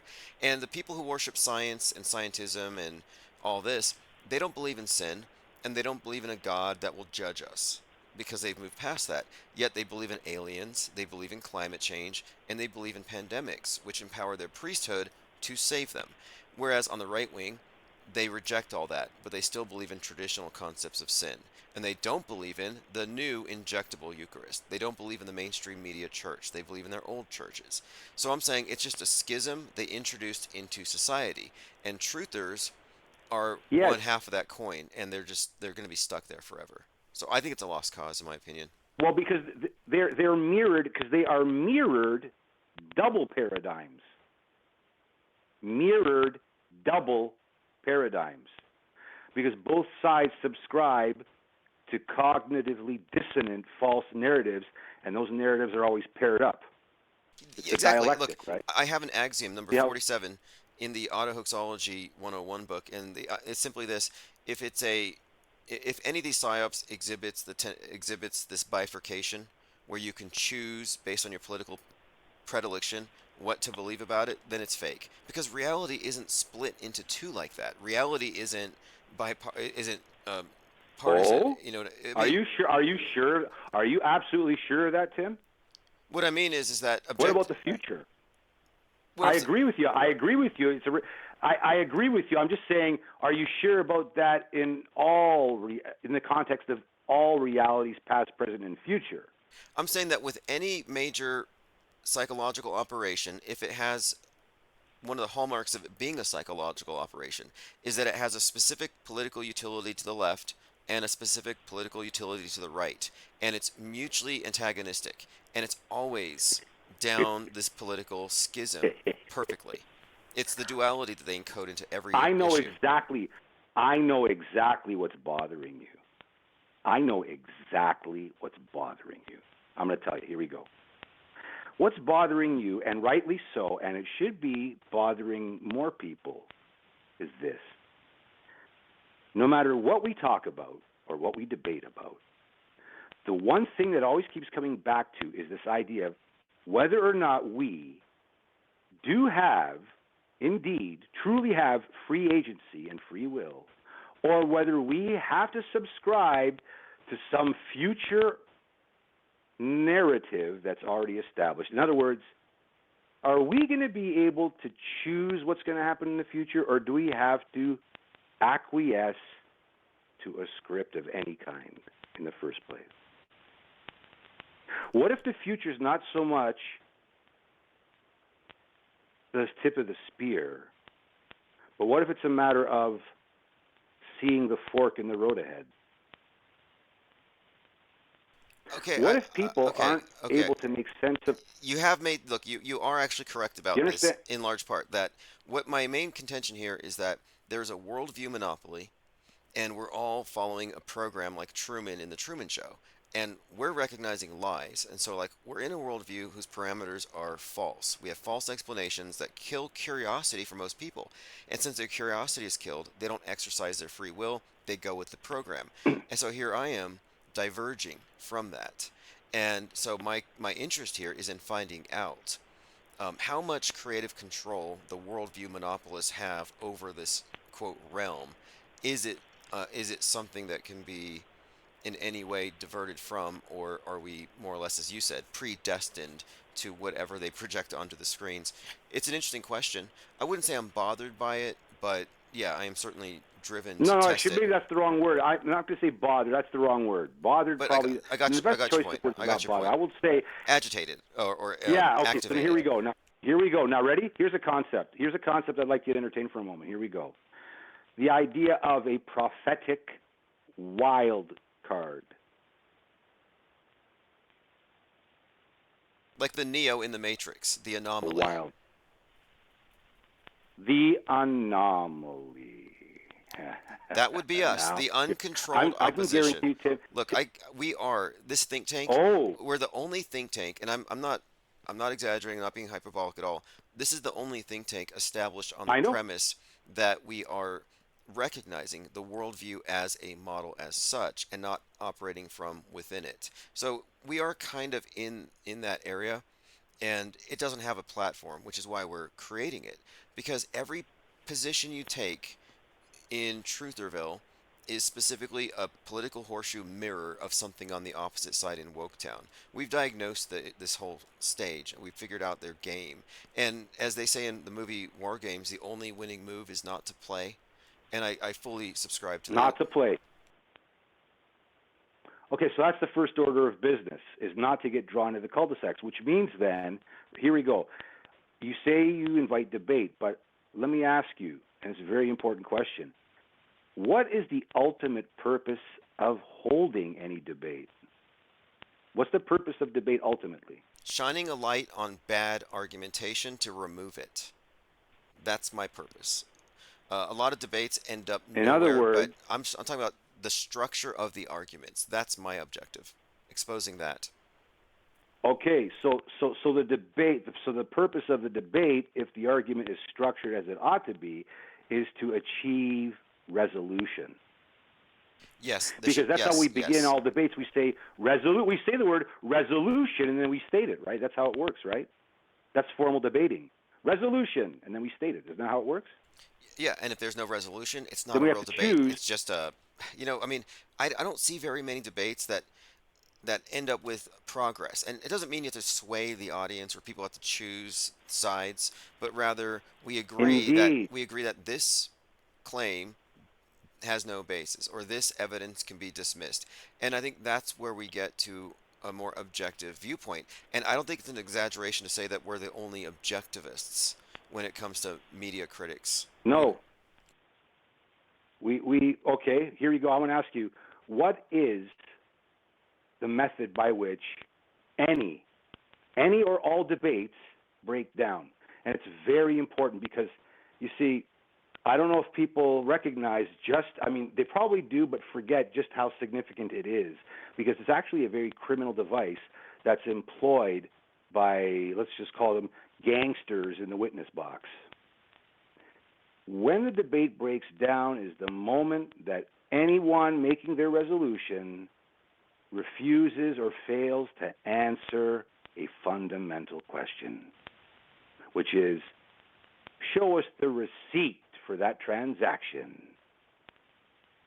Yeah, look, I just made this Exactly, good rule point. 2 days ago. I said, I'm willing to debate anybody on chemtrail theories, Mandela effects, or space stations. As long as they bring a receipt. Yes, A receipt. bring your own video. You can't use NASA's. Bring your own recording of a chemtrail, or bring your own Mandela effect residue. You can't refer to YouTube or TikTok as evidence. We can't allow that into the debate. You can't, because that's called secondhand, because that's secondhand evidence. It's Hearsay. secondhand. Right. Hearsay and hearsay. That's fun. Yeah, that's juris universalis. That is a universal tenet, axiom of law. That's what it means to be an eyewitness. Not, a friend of mine told me. No, that's not good enough. So you're right. You are adhering to juris universalis with that. Yes. You know, Vital. interestingly, I came up with the term "hearsay" as a way to describe hearsay that, as we experience it today, where most people see it on TV or YouTube and they believe it. And Yeah. after, and That's I yeah. thought this term Yeah. It's the "hearsay" same. is key to unwrapping a lot of the false arguments people accept, argument from the screen's authority. But interestingly, after I made the term "hearsay" Yes. known, the Department of Homeland Security held a "hearsay Day, and they hijacked my hashtag, and they said, if you see something, say something. And I'm like, wow, Say something. they stole it from us. But yeah, that's how That most people operate, that though. was the mantra of crime. That was Tim. That used to be the mantra of Crime Stoppers up here. They actually had it on. They had it on a highway on a billboard. Yep. If you see something, say something. Yeah, well, they took Even "say" the from me, bus, but actually, even the bus operators here had that on their in-bus adverts. They basically, if you see something, say something, and they showed a passenger whispering to a driver about some inappropriate behavior on the bus. Well, that's the mantra of a surveillance society, right? yeah, paranoid. That's what it is. And here's something too, because a lot of truthers think they have the moral high ground because they're just warning us about potential threats like 5G towers or chemtrails. But the thing is, paranoia Oh, paranoia and stress are weapons used against us in the mind war. And so I think that there's this sense of I'm awake because I'm agitated, and if you're not angry, you're not paying attention. And I'm like, if you're angry, Big Brother triggered you. I don't subscribe to the idea that that's to be, correct. I often say the truthers are having a nightmare versus the normies who are just dreaming, but neither of them are awake. Yes, because the vital aspect to all NLP is emotional association, and the term "CSA," that proves to me that you're a semiotics disciple.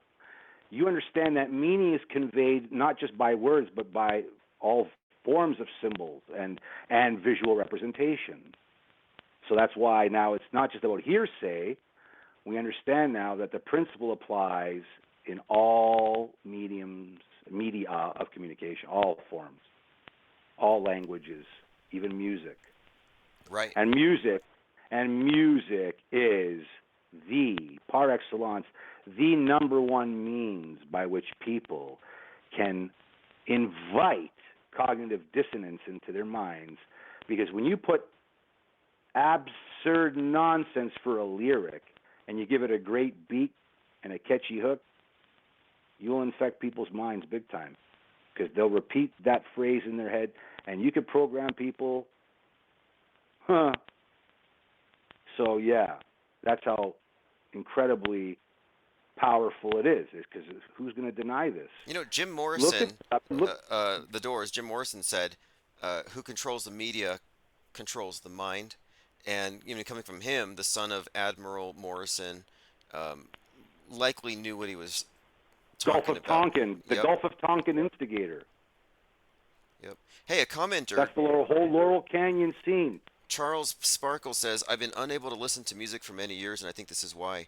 Yeah, I've become very cognizant of the fact that we're eyes wide shut, that we are essentially receptacles, trash receptacles for whatever garbage Big Brother's dumping into our minds to program us. But I think you Yes. can be Uh, inoculated by awareness, but yeah, the fact is, you are programmed by default until you deprogram. Yes, because that's what lucid hypnosis is. See, because we're accustomed to watching the person get put to sleep before. That's the television. That's the popular depiction for the sake of us being blinded to the reality of lucid hypnosis.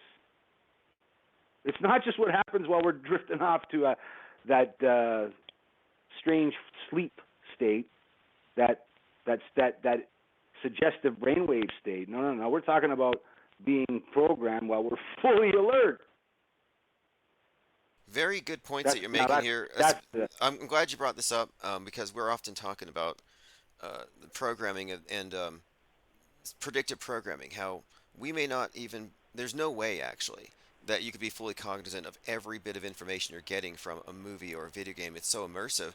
But just because you're not consciously appreciating every nuance doesn't mean it's not ending up as part of your frame of reference. And that's what most of predictive programming is. They have to be. It's frame of That reference. it has to be. That's electromagnetic theory. Tim, you're right. Tim, science backs you up because that's fundamental electromagnetic theory. If the signals are making their way to the sensory organs, whether we pay attention to them or not does not at all change the fact that the stimulus is being made.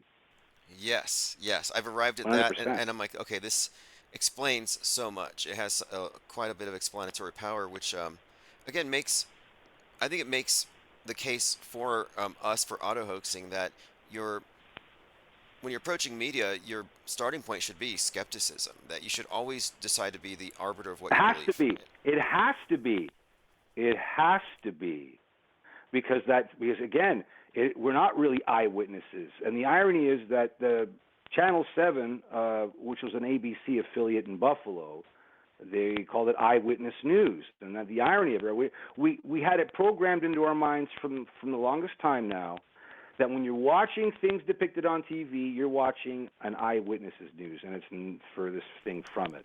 It is Oh, not yes, eyewitness that is news. key. That is the biggest key It is. here. Because anybody who says, oh, it's a false flag, they're ignoring the role that media has, which makes you a false eyewitness. I often say that the screen is not a window to the world, but it's a filter. And people lose sight of that, and that's where they get you. That's the fundamental trick. That is the sleight of mind that has us Oh, all okay, yeah. in the box. Would you like me to explain how they succeeded in having everyone buy the? Do you want to know how they were able to pull off 9/11 ultimately? Why it worked so well? I'll tell you the whole trick. The big part that people seldom talk about. All right. Uh-huh. What they have to understand. This is going to sound like a bombshell. You just get ready for this, but I'll explain in a moment. People believe they saw planes hitting the buildings, right? The problem with that is it doesn't explain why the Air Force wasn't launched to intercept. The reason why they wouldn't have been because nothing showed up on the radar. And the reason why nothing showed up on the radar is because there were no physical planes that struck the building. Every single camera angle where we saw, remember, it was not a live event. We did not see any live footage whatsoever of planes striking the buildings. True or false? True, right? Right. Nobody saw any live images. So now what they did is, in advance, they knew these buildings were wired for demolition. So they had strategically placed cameras, throughout the city and around the complex to get all the choice angles they wanted, for which they already had CGI animations prepared, for which that the moment the explosions happened, they sent the footage off to a clandestine compositing studio, where then they put the CGI planes onto the camera angles, the footage that was acquired. Pretty evil genius, right? Bravo. Magic trick explained. That is Told you that. that is succinct, and I think you nailed all the important points here. This is how they augment our reality, and since people think that the TV screen is a window to the world, they now believe they are eyewitnesses to something that never even happened. Oh, now we're going to go deeper down this rabbit hole big time. I believe you're about to go viral pretty soon. That's what I predict. Okay, look, we have more conversations like this, I can guarantee you, Tim. Guarantee it. I'm going to remind you, I came from the other side. Yeah, you have some Get what I'm insights, saying? and what you just explained shows me that you have a fundamental insight about how media is not only monopolized, but it's fakeable. And this is what people underestimate, the scale of fakeability, that you can fake something on that scale. It's hard for people Indeed. to believe unless they understand a little bit about movie production and the coordination that would be involved. Then it's not hard. It's a magic trick. It's a matter of someone having had enough experience to be able to stitch it together. I don't blame people. I'm going to confess that I have been in the habit of doing that. I'm going to confess that, and that's my fault. Because who's more to blame, the mind control victim or the mind control perp? That's a very So, interesting the first order question. of business. I always say it's not your fault, but it's your responsibility to pull yourself out of it. So Amen. Perfect. It's not your fault, but you still have to, do your due diligence. Amen. Perfect. Because I'm going to tell you, you might laugh at this, all right? And it's good laughter, actually. When I meet people anew, I'm getting to know them, and I want to give them an idea of where the question that people ask when you meet people, what's your background? What are they really asking, Tim, when someone wants to know, hey, so what's your background? Frame of reference, perhaps. Well, then, what do you think they more often than not mean? Do they want to know what our experiences in life have been, or what part of the world we're from, or what nationality we are, or what categorization can they place us in before they have to listen to what we say? Right. 90 right. seconds. Okay, hands up here. We have 90 seconds that's left. the best. Really quick here. We have 90 seconds left on the call clock. No big deal, but go ahead. You have the floor.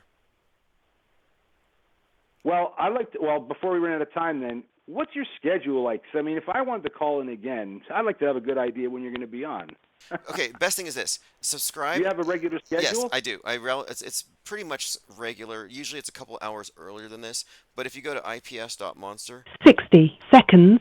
you will get live stream notifications before we go live. And you will also, if you're subscribed to the YouTube channel, I give notices in advance, and it makes it very easy for you to reach me via comments. And then if you want to call in, it makes it very much easier to do so. You can plan on it. So yeah, I look forward to hearing more from you, and I'm sure we'll have comments on this episode that I can address next time we talk. So if people want you to build on what you've said. So thank you very much for calling in tonight. We appreciate it.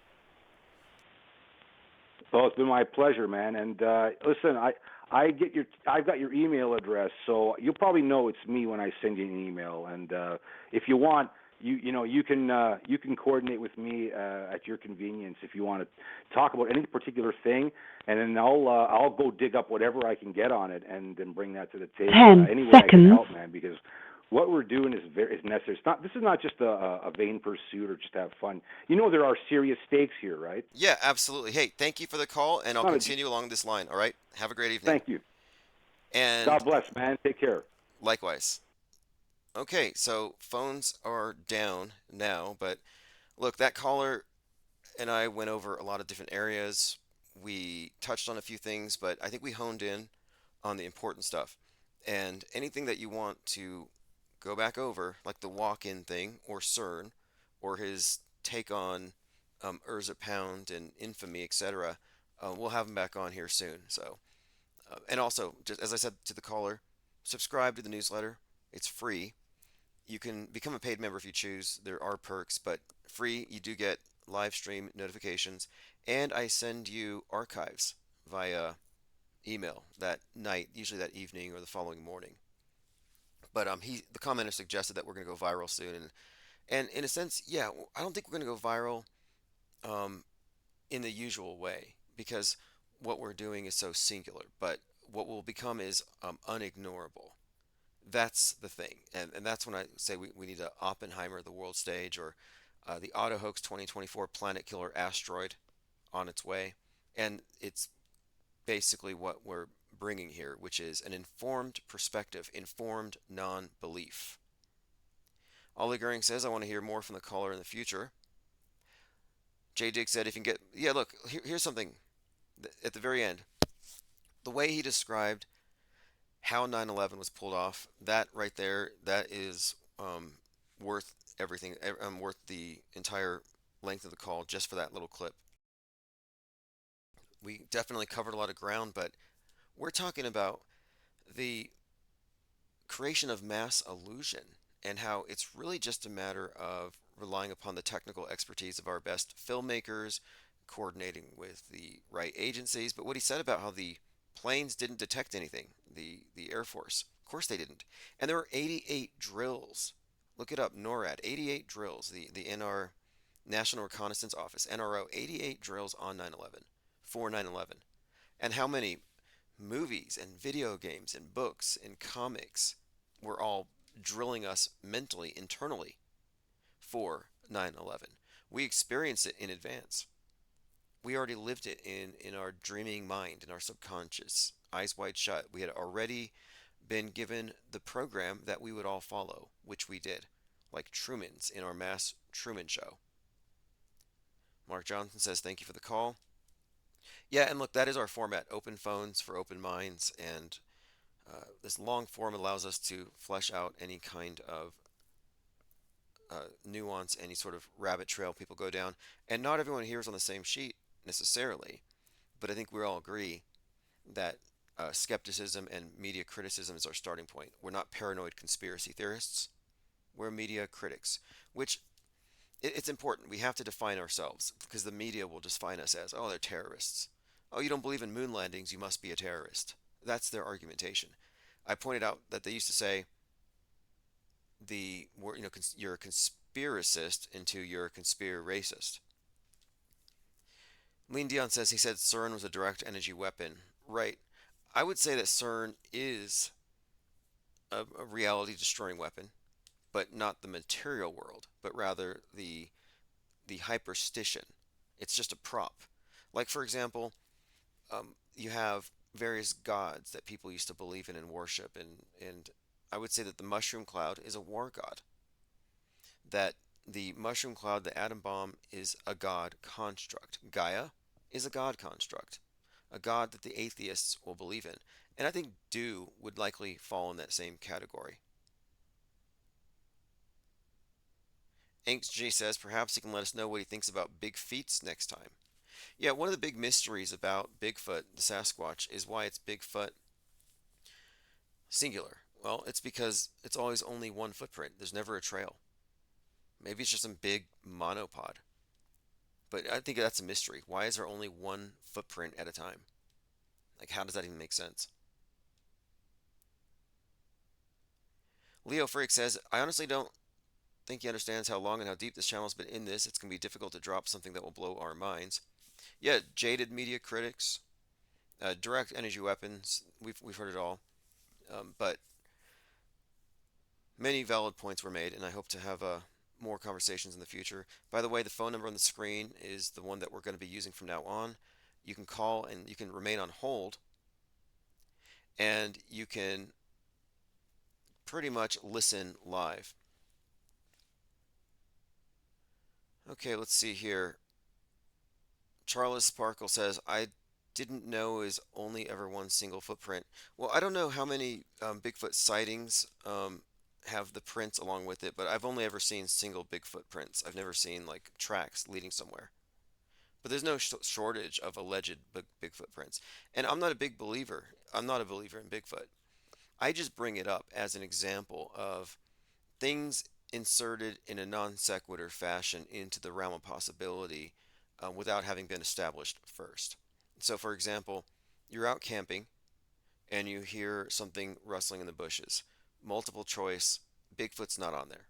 Sorry, it's a raccoon, it's a deer, it's a squirrel, it's another camper, but it's not Bigfoot. You don't include that. And this space station is where I compare it. I'm like, well, people will say, I saw a light in the sky. Maybe it was a UFO. Maybe it was a space station. Well, no, those two things fall outside of this multiple choice. They haven't been established to exist. So you have to default to what is known and not default to the supernatural, which is what too many people want to do.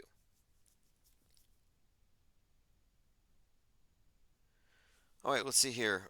Comments. Very interesting comments. As always, we have the best think tank as far as I've seen.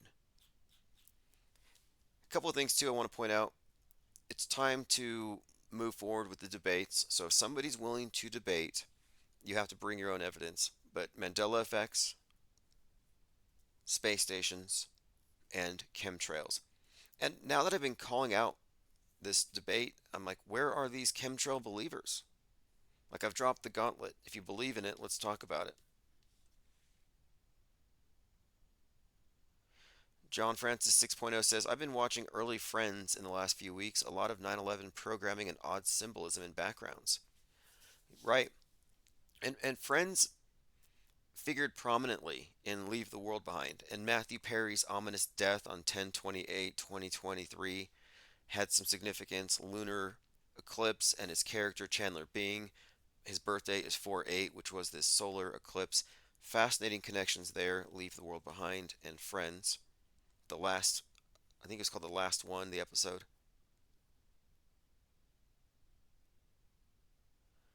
Okay, let's see what else we have here. I'm following up on your comments. Okay, you signed up. Excellent. Okay, good, good. And yeah, where are we coming from? This is if you're new to this channel, we've taken skepticism to what the mainstream would be considering an extreme. But I think it's important to stand on what you know and not be cowed, not be bullied. And that's how they usually control people. Like, oh, you can't say that's fake. There are people, there are families who are crying, they're grieving. And they used to use these emotional appeals to prevent people from calling fake fake. But the beginning of wisdom is to call things by their right names. Is it Confucius or someone? We have to be precise in what we label things. And that's just a starting point. And if it's a hoax, it's a hoax. And if you discern something to be fake and you're an informed non believer, you can stand on it. You don't have to kowtow. My point of it being, if we continue to associate with the majority of truthers, we're going to be drowned out by a lot of people who believe a lot of stuff that's fake. And we're a different species. We've evolved. And they're not changing, and they're not going to change because they're programmed. So you have to leave the alternative Truman Show of alt media. That's my bottom line here. That's my objective. And I think we will be getting there by our approach, our methodology. Suspension. Key point here, suspension of judgment. The auto belief, the reaction to the media programming, that's what the caller was referencing, NLP. That's the MK ultra culture. Mind control. Mass mind control. How many times have we talked about this already? Edward Bernays, Netflix, Sigmund Freud. Like, obviously, they figured this out a long time ago. All right, this is One Eye Jack and the Shells. Death to the ball. We'll continue this conversation tomorrow.